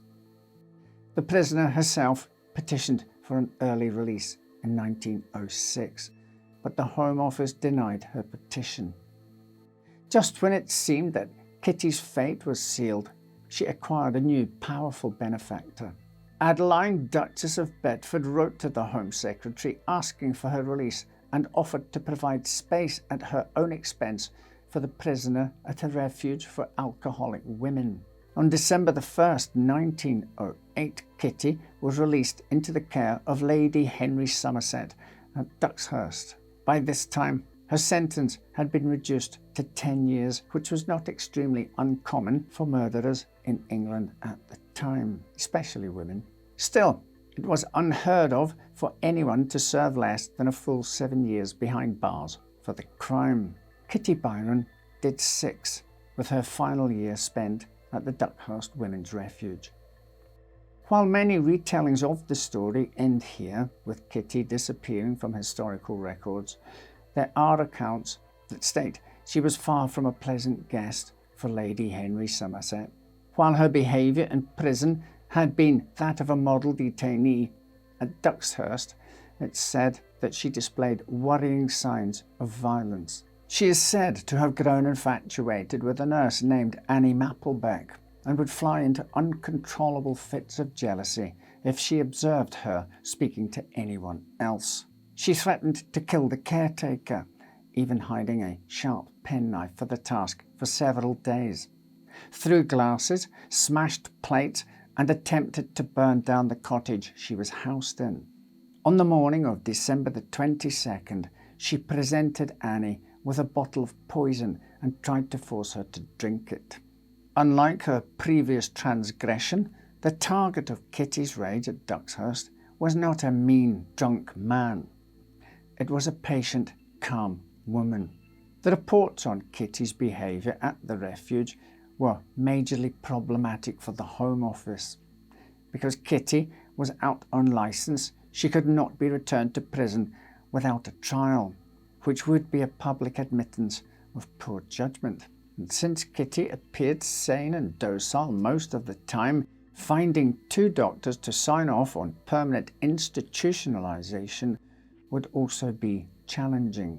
Finally, the Home Office persuaded Kitty's unmarried sister to take her in on December 29, 1909. It's believed that she then moved to Coventry, where she lived out the rest of her life. The tale of Kitty Byron is a complicated one. While there's no doubt she was indeed a victim of domestic abuse who struck out against her abuser, was she also guilty of inflicting that pain on others? And there are also questions to be asked about the judicial system and if they would have extended such leniency to others who found themselves in such a situation. Let me know what you think in the comments below. For some murders, while we don't know much about the perpetrator, what they do with their victims' bodies speaks volumes. On the morning of Wednesday, the 11th of May, 1887, Edward Hughes was working as a lighterman at Victoria Docks near Rainham. Lightermen used barges known as lighters to ferry goods to and from ships. It was whilst doing this work that Hughes noticed something floating in the water. At the time, the Thames was used as a dumping ground by half of London, so finding something strange floating in the water wasn't unusual. Still, Edward took the bundle ashore and examined it more closely. It was a canvas sack with a heavy object inside. Intrigued, and perhaps hoping he had found some valuable lost cargo, he opened the sack. To his horror, inside lay a human torso. It was apparent that the remains had been in the water for some time. Authorities were soon at the scene, and while officers searched for other body parts, the torso was taken to a shed next to the Phoenix Hotel, as Rainham had no mortuary at the time. An inquest into the death of the unknown woman opened in the hotel on Saturday, May the 14th, with coroner C.C. Lewis and his witness Dr. Edward Galloway explaining the post-mortem findings. Dr. Galloway believed the body had been dead for over 2 weeks, though he had no way of telling how she had died. There were no bruises or other injuries on the torso, save for the cuts that had severed the limbs and the head. The woman's legs and thighs had been removed with what appeared to be a very sharp saw. The torso ended at the last 2 bones of the lumbar vertebrae. The killer had further mutilated the body using a keen-edged knife. According to Dr. Galloway, whoever committed this horrific crime was an expert, as he explained to the jury. Not only has the cutting up been performed in an exceedingly skillful manner, but the operation had been carried out on that part of the spine offering the least resistance to separating, and that would only be done by a person having a very intimate knowledge of anatomy. He believed the victim was in her late 20s, approximately 5'3" to 5'4", with possibly brown hair, though there was no solid evidence to support these theories. Despite there seemingly being medical knowledge behind the dismemberment, Dr. Galloway dismissed thoughts that the remains belonged to a medical school, as disposing of bodies in such a way was illegal, though the suspicion that the killer was a doctor or surgeon remained. The police had an arduous task on their hands. They had no idea how far down the river the remains may have drifted before being discovered, and with little to point to the victim's identity, they decided their only line of inquiry was to ask people who had a female missing from their family to come forward. Several missing persons reports were compared to the victim's details, but no match was found. On June the 3rd, because the cause of death could not be determined, The inquest jury delivered a verdict of simply found dead. However, more body parts began to pop up 2 days later along the River Thames. A thigh, again wrapped in sacking, was discovered near the Temple Pier, halfway between Blackfriars and Waterloo Bridges. Shortly after, another bundle of sacking was found floating further upstream by Battersea Park Pier along Chelsea Reach. Police theorised that these remains had been dropped into the water from a nearby bridge, possibly Blackfriars. The investigation had a setback when a coroner, S.F. Langham, allowed the recently discovered thigh to be buried. It was soon decided that all the other remains would be preserved in alcohol. Eventually, all the body parts would be found, save for the head. The legs would be the final parts to be located. Strangely enough, they weren't found in the River Thames, but some miles away, here, in the Regent's Canal. It was clear to investigators that the body parts were not placed in the River Thames simultaneously, but at different times, as the remains showed differing levels of water damage. However, police surgeon Dr. Thomas Bond and his assistant Dr. Charles Hebert theorised that the killer may not have had medical knowledge. Instead, they believed they were a butcher or hunter, as they would have more experience cutting up carcasses. Still, the authorities had no clue about the victim's identity, and requests for information about missing women proved fruitless. Before long, the investigation into the Rainham torso case hit a brick wall. At this point, the police could only hope the murder of the young women was an isolated case and the killer would not strike again. Unfortunately, that hope was soon lost when the authorities realised the city was terrorised by not just one, but 2 serial killers. Now, as previously stated, the Thames is a river filled with history. Someone who is no stranger to uncovering its sometimes macabre stories is mudlark Nicola White. Nicola searches the river's muddy shores for historical items and discarded objects. I drifted into mudlarking, to tell you the truth. I moved to London from Cornwall in about 1998, and I found myself on the foreshore, which was a bit like a replacement beach. And as I was walking along, I started to find little bits of pottery and glass, and then one day I found my first coin.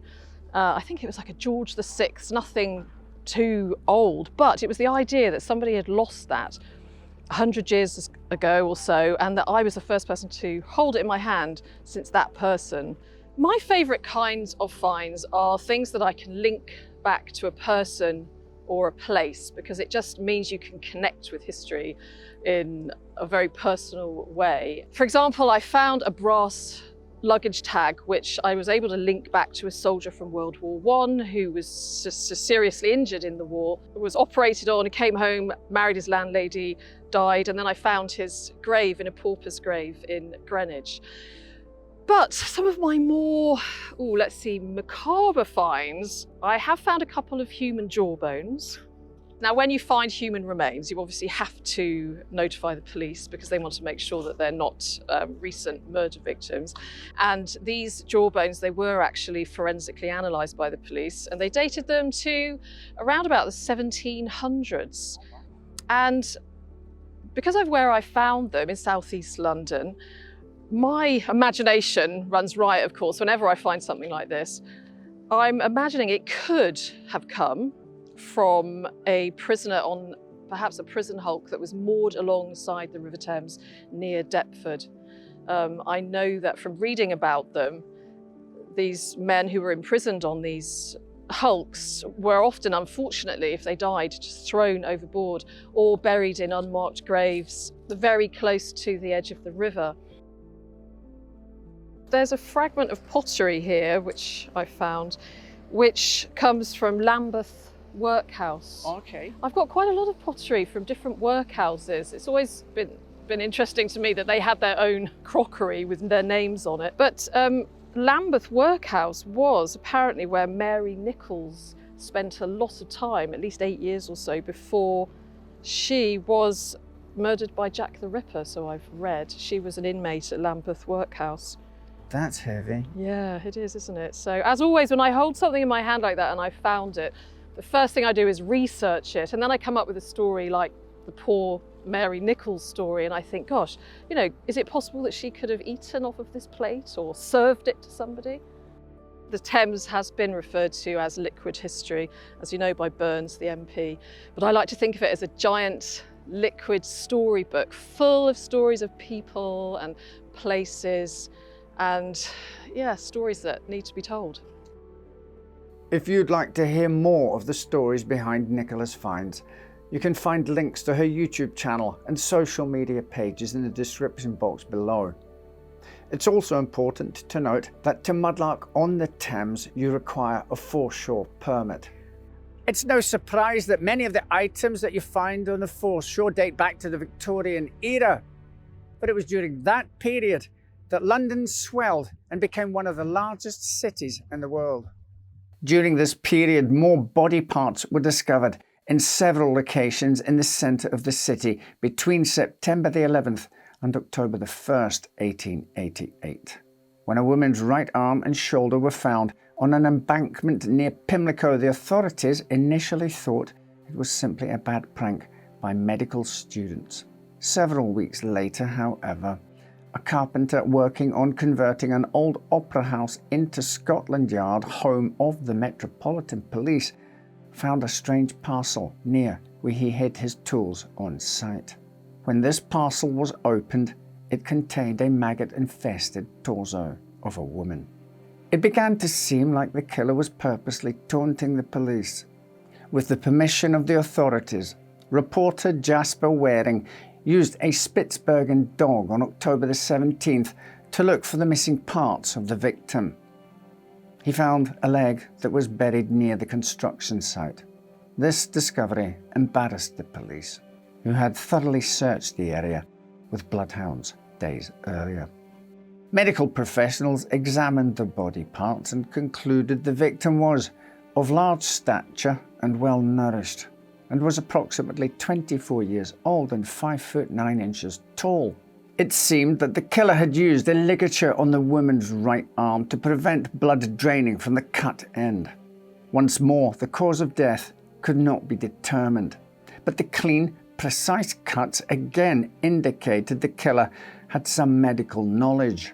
Unsurprisingly, the newspapers quickly began to speculate whether Jack the Ripper was behind the Torso murders, but the Metropolitan Police said there was no connection. Furthermore, the serial killer himself allegedly wrote to the Central News Agency on October the 5th and denied having anything to do with the Thames Torso murders. "Dear friend, in the name of God, hear me. I swear I did not kill the female whose body was found at Whitehall. If she was an honest woman, I will hunt down and destroy her murderer. If she was a whore, God will bless the hand that slew her. For the women of Moab and Midian shall die, and their blood shall mingle with the dust." It has since been speculated that the letter may have been written by a reporter to boost newspaper sales. Little progress was made in the case after the discovery of the second assumed victim of the Torso killer. The inquiry was once again closed with the verdict, found dead. Months passed with no further discoveries, and it seemed as if the killer had vanished. But sadly, this was not to be the case. Unlike with the previous victims, however, detectives would discover something they had failed to thus far: the victim's name. 3 young boys were playing in the Thames near Borsley Down on the morning of Tuesday, June the 4th, 1889, when they spotted something floating in the murky water and began throwing stones at it. When they took what appeared to be an apron onto shore, they discovered a part of a woman's body. The same day, a parcel containing a thigh was found by a teenager half a mile away under Albert Bridge. When Sergeant William Briggs examined the parcel, he noticed something interesting. The remains had been wrapped in part of a lady's overcoat that was embroidered with the name L.E. Fisher. Finally, the authorities had something that could be used to aid in the identification of the victim. Over the following days, more body parts were discovered in several locations. Whoever the killer was, it was terrifyingly clear they didn't dismember their victims and dispose of the parts to conceal what they had done. They wanted the pieces to be found to taunt and terrify both the public and the police. One of the pieces, the victim's right thigh, was even tossed over the wall of the Shelley estate, owned by Mary Shelley, the author of Frankenstein. Had the murderer been inspired by the 1818 novel? Just like in the case of the two previous victims, the body of the third woman had been cut with some skill, and the discussion as to whether this was a surgeon or butcher's hand began once more. This victim had been dead approximately 48 hours before the discoveries, but again the doctors couldn't say how she had died. To add to the tragedy, the woman had been about 8 months pregnant at the time of her death.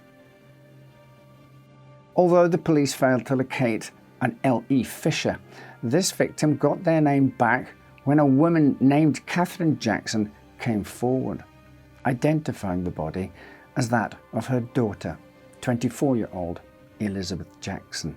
Despite the state of decomposition, Catherine was able to tell the body parts belonged to Elizabeth because of the scars on her left forearm. The young woman had left her home in Chelsea in November 1888 and was last seen by her sister Annie, living and working on the streets. The identification of one of the victims was the first and only major breakthrough in the case, though knowing Elizabeth's name didn't bring the police any closer to finding out who had killed her. Back in the 1800s, fingerprinting was still in its infancy, and DNA evidence finding was a long way off. Without any other useful evidence, the search for a suspect was like finding a needle in a haystack. And just a few months later, the killer would strike again. On the morning of September the 10th, 1889, P.C. William Pennant stumbled upon a woman's headless and legless torso under the railway arch at Pinchin Street, Whitechapel. This time, the victim's arms were still attached. There was also extensive bruising on her back, hip and arm, indicating she had been badly beaten prior to her death. According to medical professionals, the victim had been killed about a day before the discovery of the torso. The police surgeon George Baxter Phillips noted that the cut surfaces at the hips were dry and black while the neck was moist and red, and it was determined the woman had died of blood loss. To this point, the precision of the wounds the torso killer inflicted had helped separate his victims from the mangled remains of those of the Ripper. However, the abdomen of this latest gruesome discovery had been mutilated. Could this murder have been committed by Whitechapel's most notorious criminal? Phillips, who had examined the bodies of the Ripper victims, didn't think so.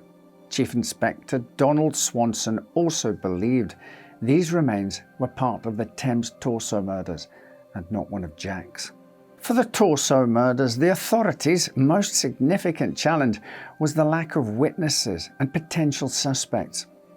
They just didn't know where to look, where to even begin, and before long the case grew cold.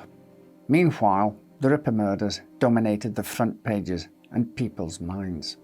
Despite their gruesomeness, the Thames torso murders were pushed to the background. Unlike in the Ripper case, not a single person has been named as a person of interest or a suspect in the torso killings, other than Jack the Ripper himself. Over the years, it has been speculated whether all 4 victims were connected and whether they were killed by the same person.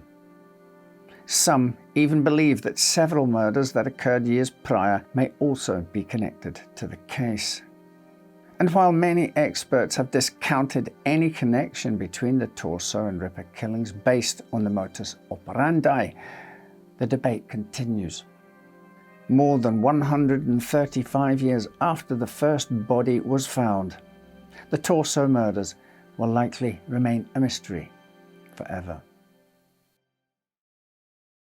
One of the more despicable reasons for taking someone's life is for financial gain. Such seemed to be the case for Dr. Thomas Cream.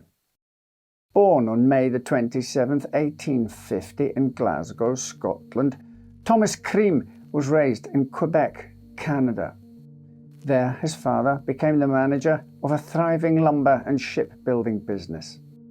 During his youth, it seemed Thomas would follow in his father's footsteps, but he felt his future lay elsewhere, and in 1872 he enrolled at the prestigious McGill University in Montreal.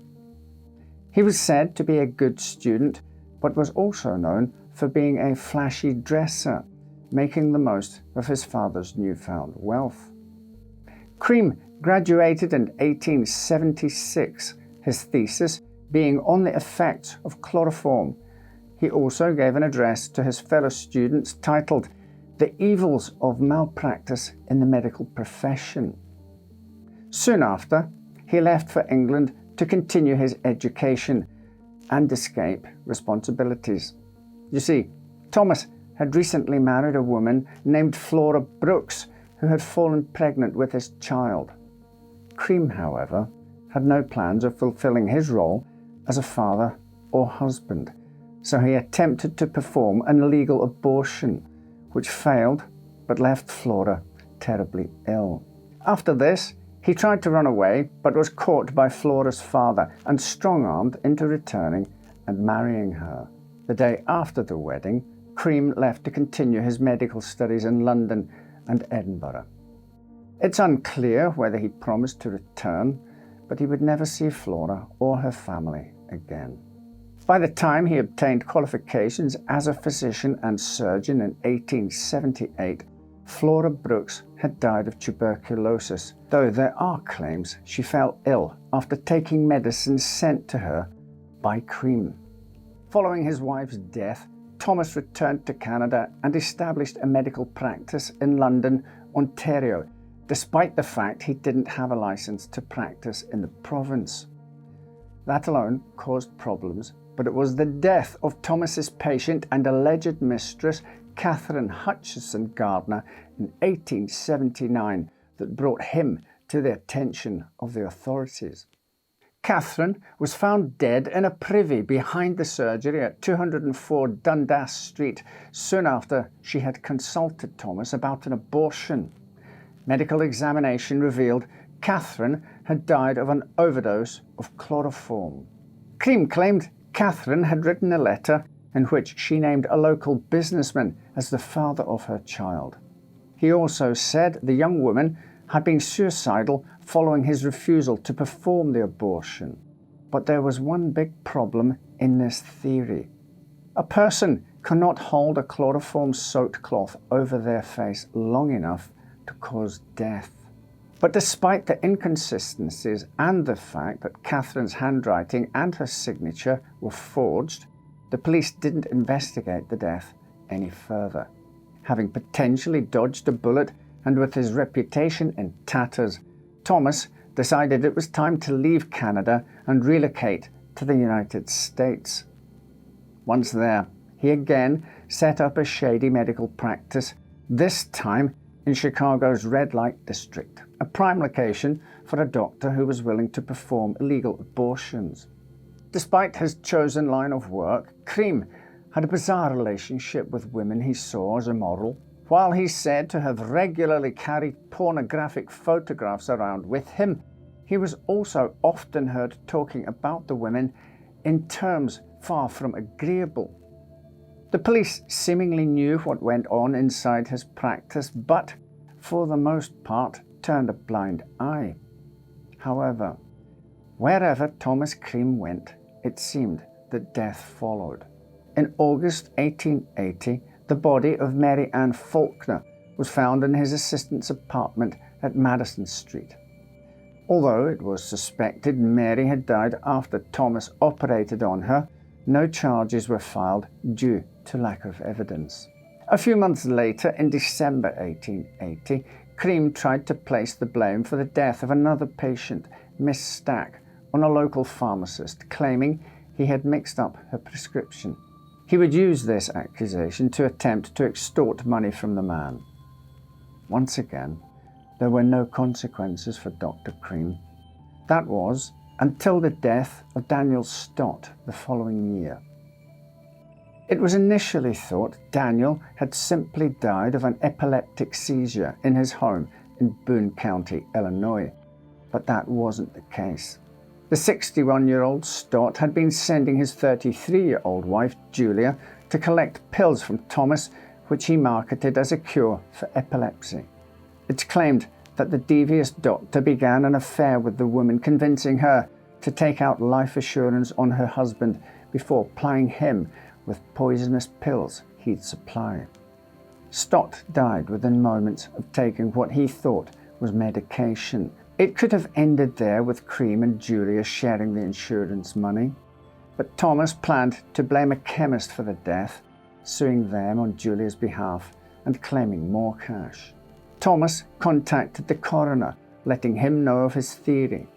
The coroner ignored the claims, but with his suspicions raised, he asked the district attorney to exhume Daniel's body. When his body was re-examined, they found enough strychnine in his system to kill 3 people. Instead of the chemist, suspicion immediately fell upon Cream and his lover, with Julia eventually testifying as a witness against her partner in crime in exchange for immunity from being prosecuted. Thomas Cream was convicted and sentenced to life imprisonment in Joliet Prison.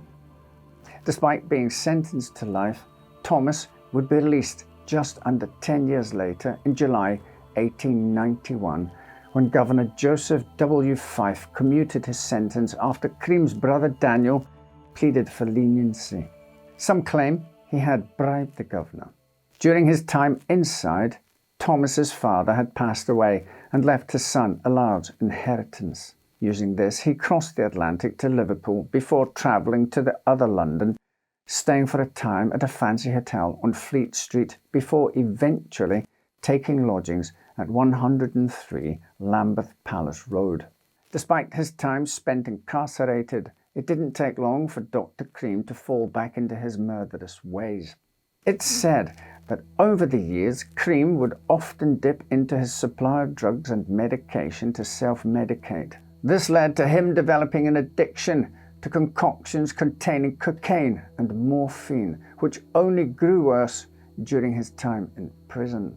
His hatred of women he saw as immoral also increased, and within 2 weeks of moving to London, 2 sex workers, Ellen Nellie Donworth and Matilda Clover, died after mysteriously falling ill. On October the 13th, 19-year-old Nellie was spotted with a gentleman at a local pub.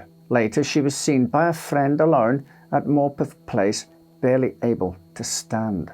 The friend assumed she was drunk, but upon getting home, Nellie began convulsing.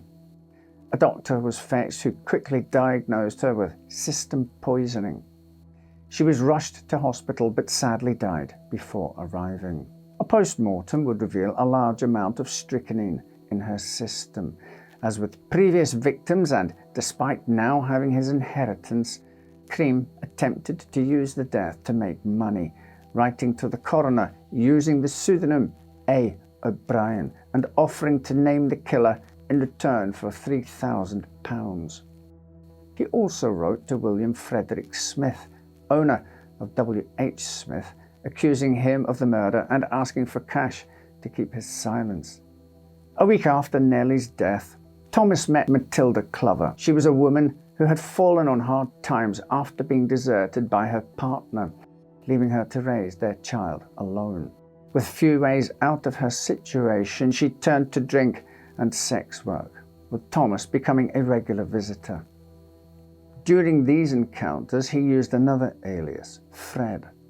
And on October 20th, he paid a visit to her home at 27 Lambeth Street. She shared this residence with her son, the landlords Mr. and Mrs. Vowles, and their maid, Lucy Rose. At 9 p.m., she returned after a night out with Fred in tow. The pair went to Matilda's room, where they began drinking. Before leaving, he gave the woman 4 pills and told her to take them before bed. Early the next morning, screams of pain rang through the house. The Vowles and their maid burst into Matilda's room to find her convulsing in pain. She would die before a doctor could arrive. Her death was initially believed to be caused by her consuming alcohol along with sedatives prescribed by her physician. Once again, Cream attempted to use the murder to extort money, this time contacting Sir William Broadbent, claiming he held evidence against him. Broadbent contacted the police, who set a trap for the blackmailer, though no one was captured. While he murdered sex workers by night, by day, Thomas Cream wooed a lady named Laura Sabatini. The pair had met during Cream's excursions to Hertfordshire, and their relationship moved quickly, with the doctor spending weekends with Sabatini's family and even attending church with them. A proposal soon ensued, with Laura accepting. Before their wedding could take place, however, Thomas was called back to Canada for the final disbursement of his late father's funds. On January 7th, 1892, he bid his fiancée farewell, and for several months the streets of Victorian London were free of at least one serial killer. However, by April he had returned to his address at 103 Lambeth Palace Road and once again set about his murderous quest. He met a woman named Louise Harvey, née Harris, near St James's Hall, and introduced himself as Dr. Thomas Neal. After procuring her services, Cream pressed her for more information about herself. Wary about her new companion, Louise fed him a string of lies, but agreed to meet him later for a drink, with him telling her he would bring with him some pills that would clear up her complexion. They met as planned, but when Cream urged her to take the pills, she only pretended to. However, believing that she had taken them, Thomas made his excuses and left. He may have been surprised not to hear of Louise's death in the coming days if he had not been busy with his next victims. On April 11th, he met 2 women, 21-year-old Alice Marsh and 18-year-old Emma Shrivel. He escorted the women home, where they spent the night having sex and drinking heavily. Afterwards, he gave the women 3 pills each, telling them it would prevent sexually transmitted diseases, and at 2 a.m. he left. Moments later, the same tragic scene played out as it had done with Cream's previous victims, as the 2 women thrashed around in pain, their fates sealed. Strychnine was once again found in their system, and the police, along with the newspapers, now knew they had a serial poisoner on their hands. Once again, however, Cream was the architect of his own downfall. At the beginning of May, Deputy Coroner George Percival, who was overseeing the inquest into the latest murders, received a letter claiming a Dr. Walter Harper of St. Thomas Hospital was behind the killings. Harper himself also received a letter, this one stating that his son was behind the killings. Again, it asked for a sum of money for the writer to keep his silence. Both letters were signed William H. Murray. The Harpers immediately contacted the police, who soon linked the latest letters to other accusatory correspondence. Among those from A. O'Brien and William Murray were letters from an M. Malone seeking money to keep quiet about the death of Matilda Clover. This perplexed investigators, who believed her death to have been caused by her own hand. A handwriting expert would state that the letters were likely written by the same person, but who? Cream's next mistake would seal his fate. Far from keeping a low profile, he continued to flit about London, socializing and looking for victims. During one such trip, he began talking to a man named John Haynes. Haynes was a former detective from New York, and with papers filled with stories of the Lambeth poisoner, the conversation soon turned to the 2 men's theories on the case. John was surprised about the level of detail Cream gleefully shared with him. He revealed locations, addresses and names, including those of Matilda Clover and even Louise Harvey, who was very much alive. When pressed on how he knew so much about the subject, Cream stated he had read the victim's post-mortem reports in the British Medical Journal. Haynes didn't buy it, but he didn't let on. Instead, the next day, he contacted a friend who worked at Scotland Yard and informed him about the man he had met. An investigation into the doctor soon began, with police quickly discovering that his name was not Thomas Neal, as he proclaimed, but Thomas Neal Cream, and he had a history in the United States and Canada before travelling to England. Slowly, the net began to close around Dr. Cream. Police were sent to tail him wherever he went. Matilda Clover's body was exhumed and found to contain strychnine, and detectives learned of his prison time for murder in Chicago. A sample of his handwriting was also appropriated, and on June 3, 1892, he was arrested, initially on charges of blackmail. He wrote to his fiancée telling her that he was innocent, but the evidence against him steadily began to grow, culminating in signed receipts for large amounts of strychnine, and most damning of all, the testimony of Louise Harvey, whom to that point Cream had believed dead. Her words soon saw Cream charged with the murder of the 4 women. His trial took place over several days from October 17th to the 21st, and while the prosecution called forth several witnesses, the defence didn't have any, and as he was charged with a capital crime, Cream was unable to testify in his own defence. Perhaps unsurprisingly, it took the jury just 12 minutes to find Cream guilty, with Judge Henry Hawkins sentencing Thomas Neal Cream to death. On the morning of November 15, 1892, thousands of people waited outside Newgate Prison. Although they wouldn't get to witness the sentence being carried out, their cheers would have carried over the walls to Cream's ears. His hangman that day was a Mr. James Billington, and while Cream is said to have been silent during his walk to the scaffold, Billington claims that in the split second before he plunged to his doom, Cream uttered the words, "I am Jack." Billington claims that he meant Jack the Ripper, though many doubt he was, or that he said these words at all.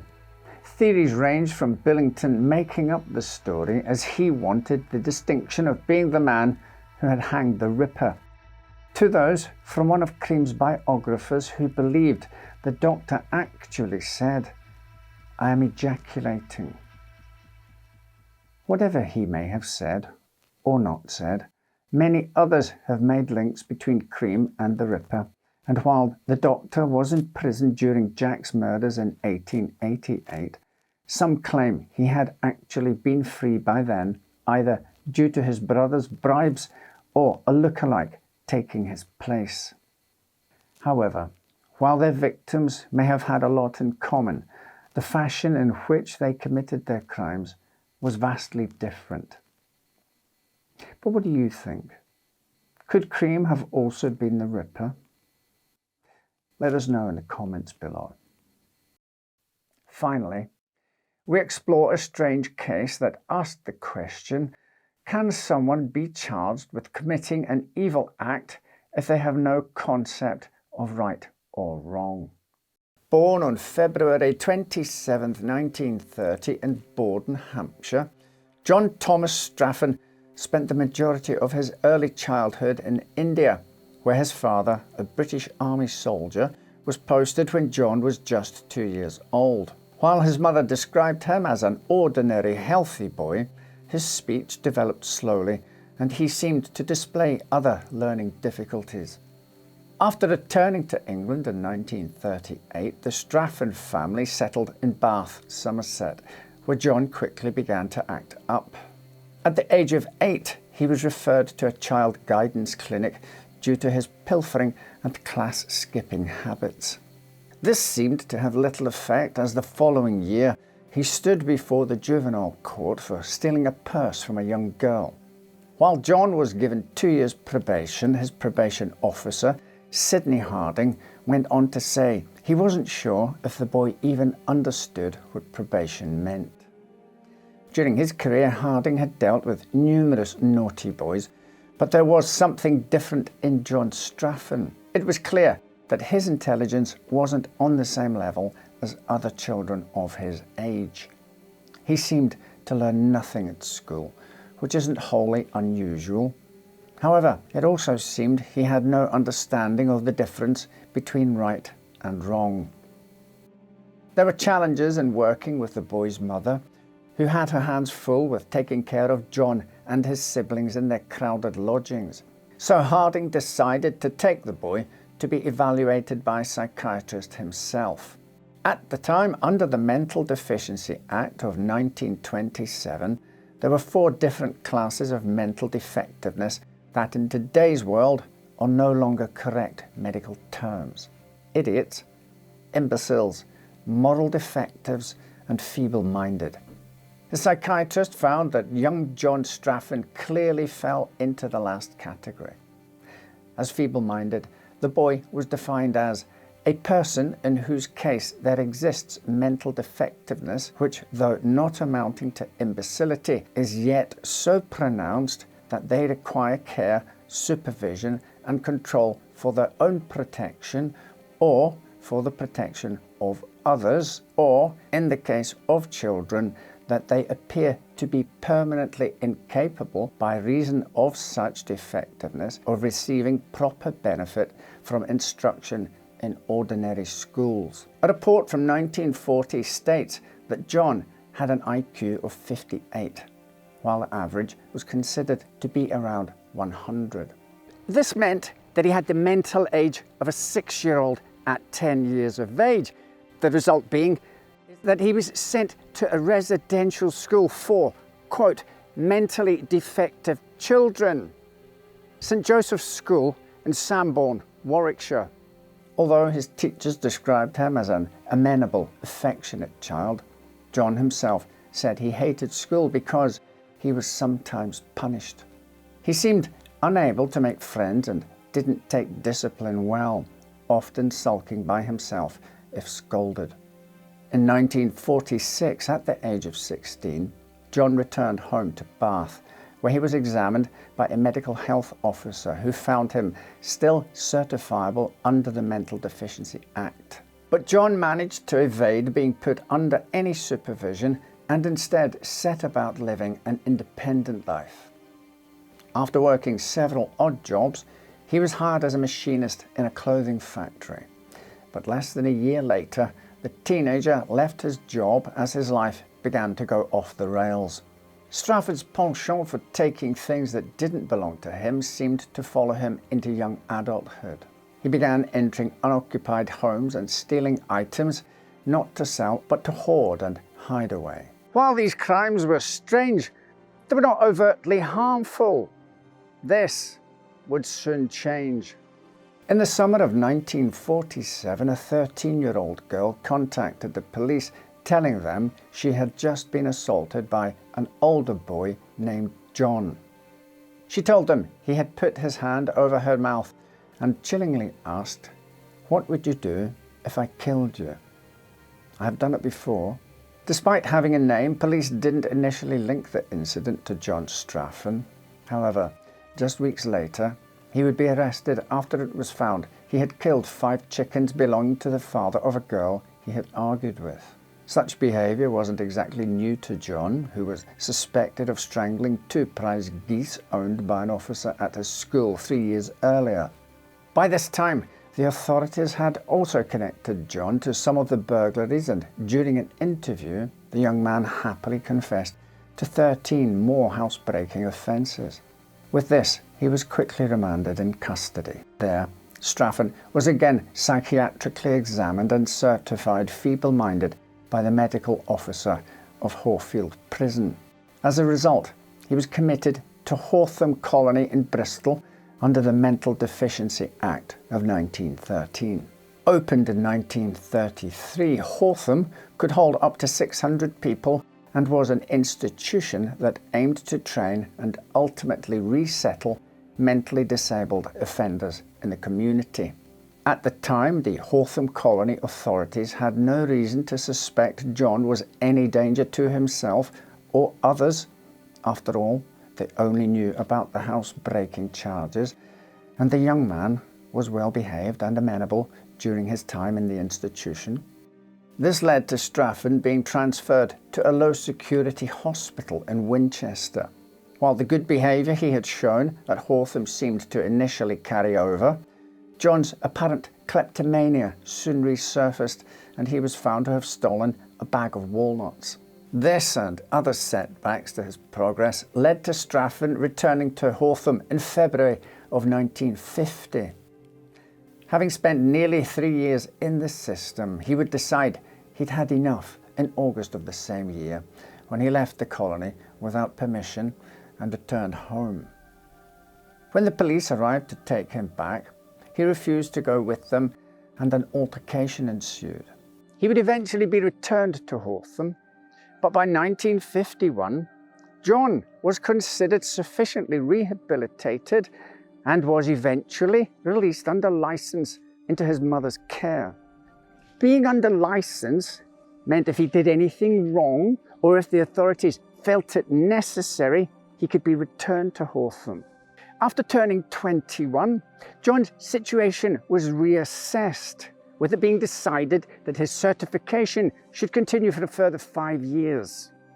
Straffen's family disputed this outcome, successfully achieving a term of no more than 6 months with a view to discharge at the end.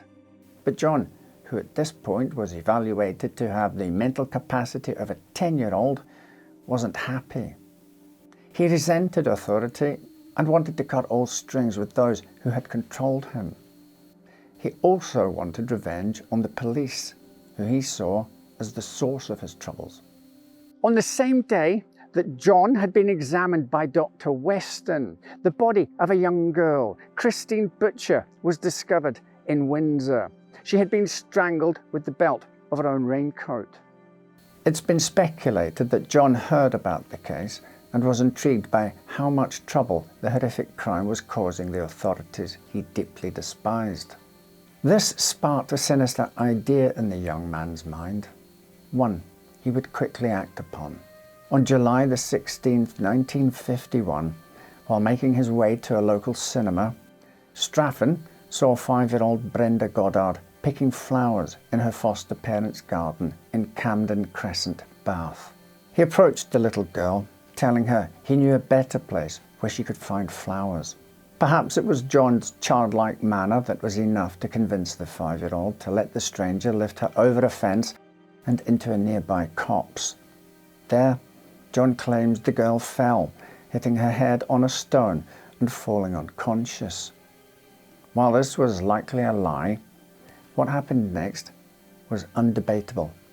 Straffen closed his hands around Brenda's throat, strangling her to death before leaving her lifeless body out in the open as he continued to the cinema to watch the film shockproof as if nothing had happened.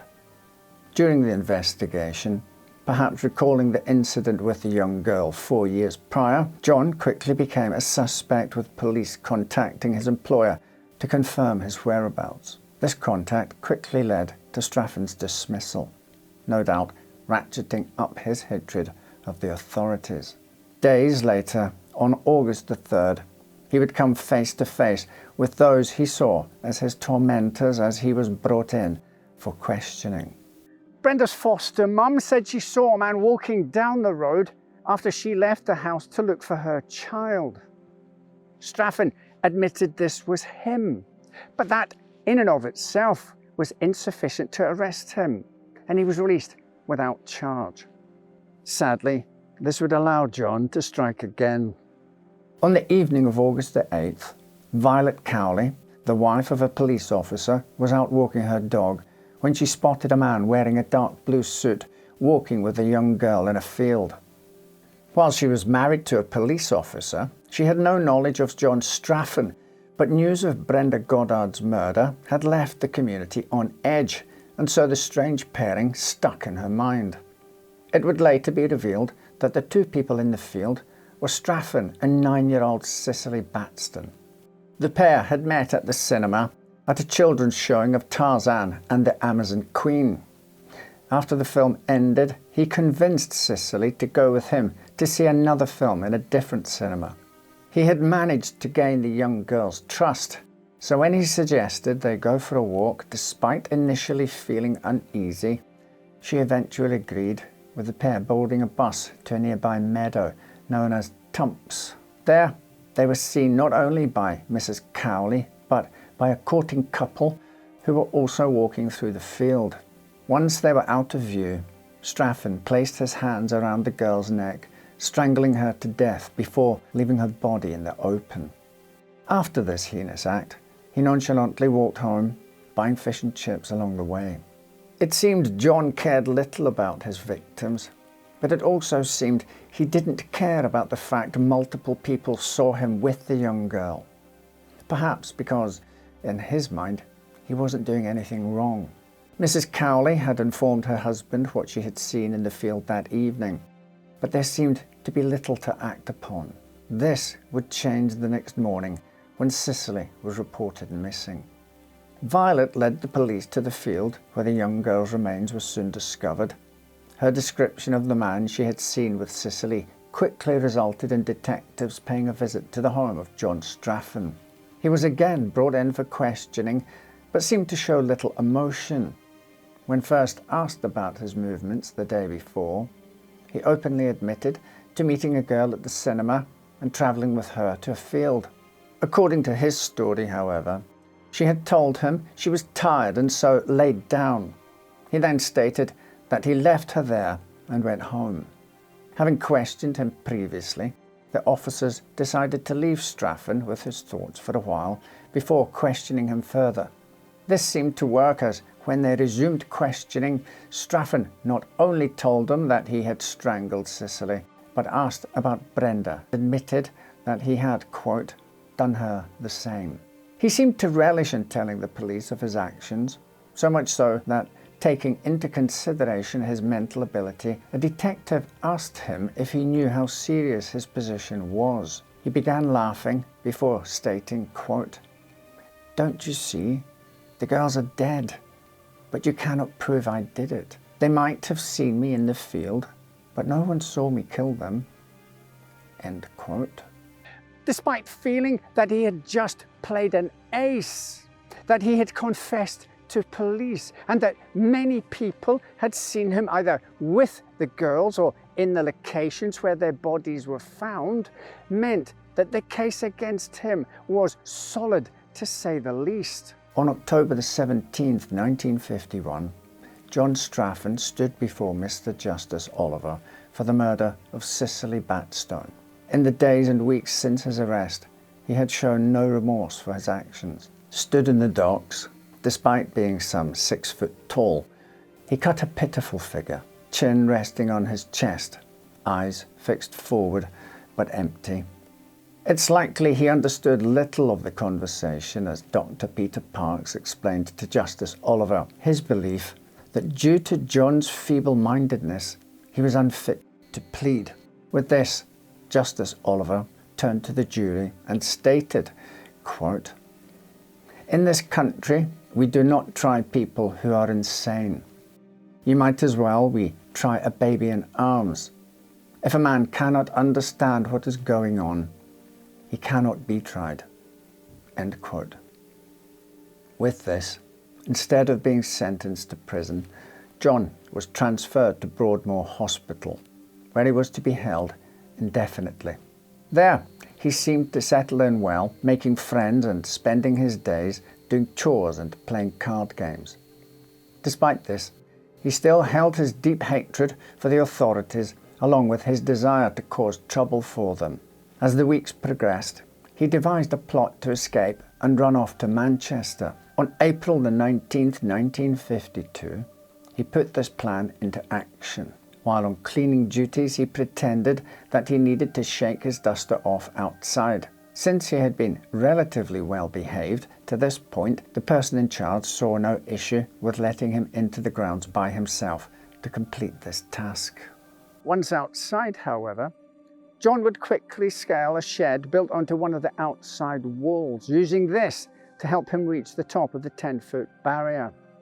Once atop, he would lower himself as far as he could before dropping to the ground and escaping.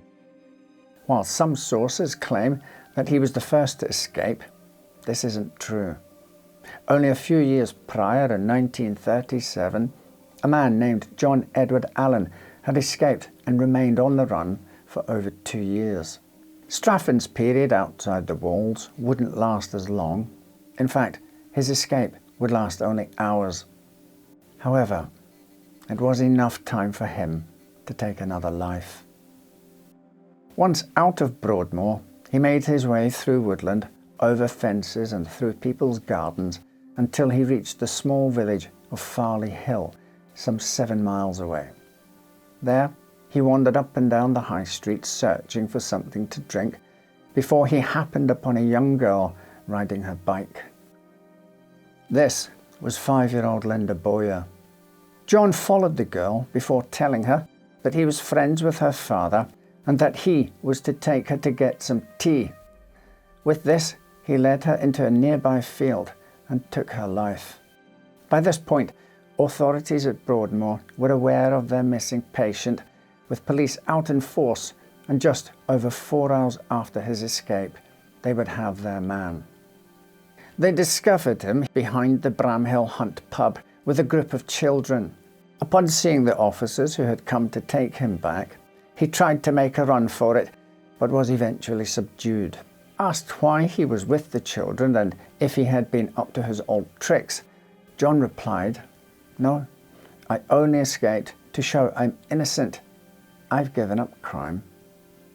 The next morning, Linda Boyer's body was discovered in the field yards from her bike. Detectives immediately made their way to Broadmoor to question the recent escapee. When asked whether he had gotten up to any mischief whilst he was outside, John replied, quote, "I didn't kill her, if that's what you mean. I did not kill the girl with the bicycle," end quote. Officers had not, to this point, mentioned the discovery of Linda's body, and so John quickly found himself charged with her murder.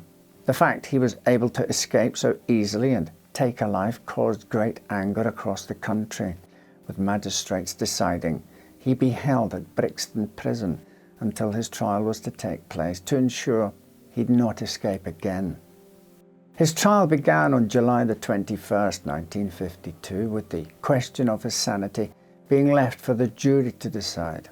The evidence against him was massive, with his defence being almost solely based on character witnesses attesting to his mental abilities, or lack thereof. To counter this, the prosecution called forth an expert in mental deficiencies who stated Straffen had told him that murder was wrong because it was against the law and was one of the 10 Commandments, seemingly proving he knew wrong from right. With this, on July the 24th, John Straffen was found guilty by the jury, also meaning they found him able to stand trial in the first place. The judge, Mr. Justice Cassells, sentenced him to death. The date of his execution was set for September the 4th, but he would never hang. Despite his heinous crimes, newspapers began to report on whether it was correct for a country to hang a person with such obvious mental defects. It was revealed that back in 1951, electroencephalograph tests done at Bristol Hospital showed John had suffered wide and severe damage to the cerebral cortex, probably from an attack of encephalitis in India before the age of 6. He never exceeded the mental age of a 10-year-old, with others believing the answers he had given during his trial were only learned actions he had picked up while in the system, giving answers he felt the quizzer wanted rather than ones he understood. These, combined with a growing movement against capital punishment, led to John Straffen being reprieved by Home Secretary David Maxwell Fyfe. He would instead serve a life sentence, and as Broadmoor had proven ineffective in holding him, Strafford was sent to Wandsworth Prison. Over the years, he would be moved between several other prisons and even be involved in another escape plan, though inmates only planned to use him as a diversion. Despite attempts to have him released in the 90s and early 2000s, John Strafford died in Frankland Prison in 2007 at the age of 77. At the time of his death, he spent a then record 55 years, 3 months and 26 days incarcerated. After his escape, an alarm system was installed and security stepped up. Very much a case of too little, too late. Thank you for watching. Right then. Take care, and I'll see you next time with another story to make you say, well, I never.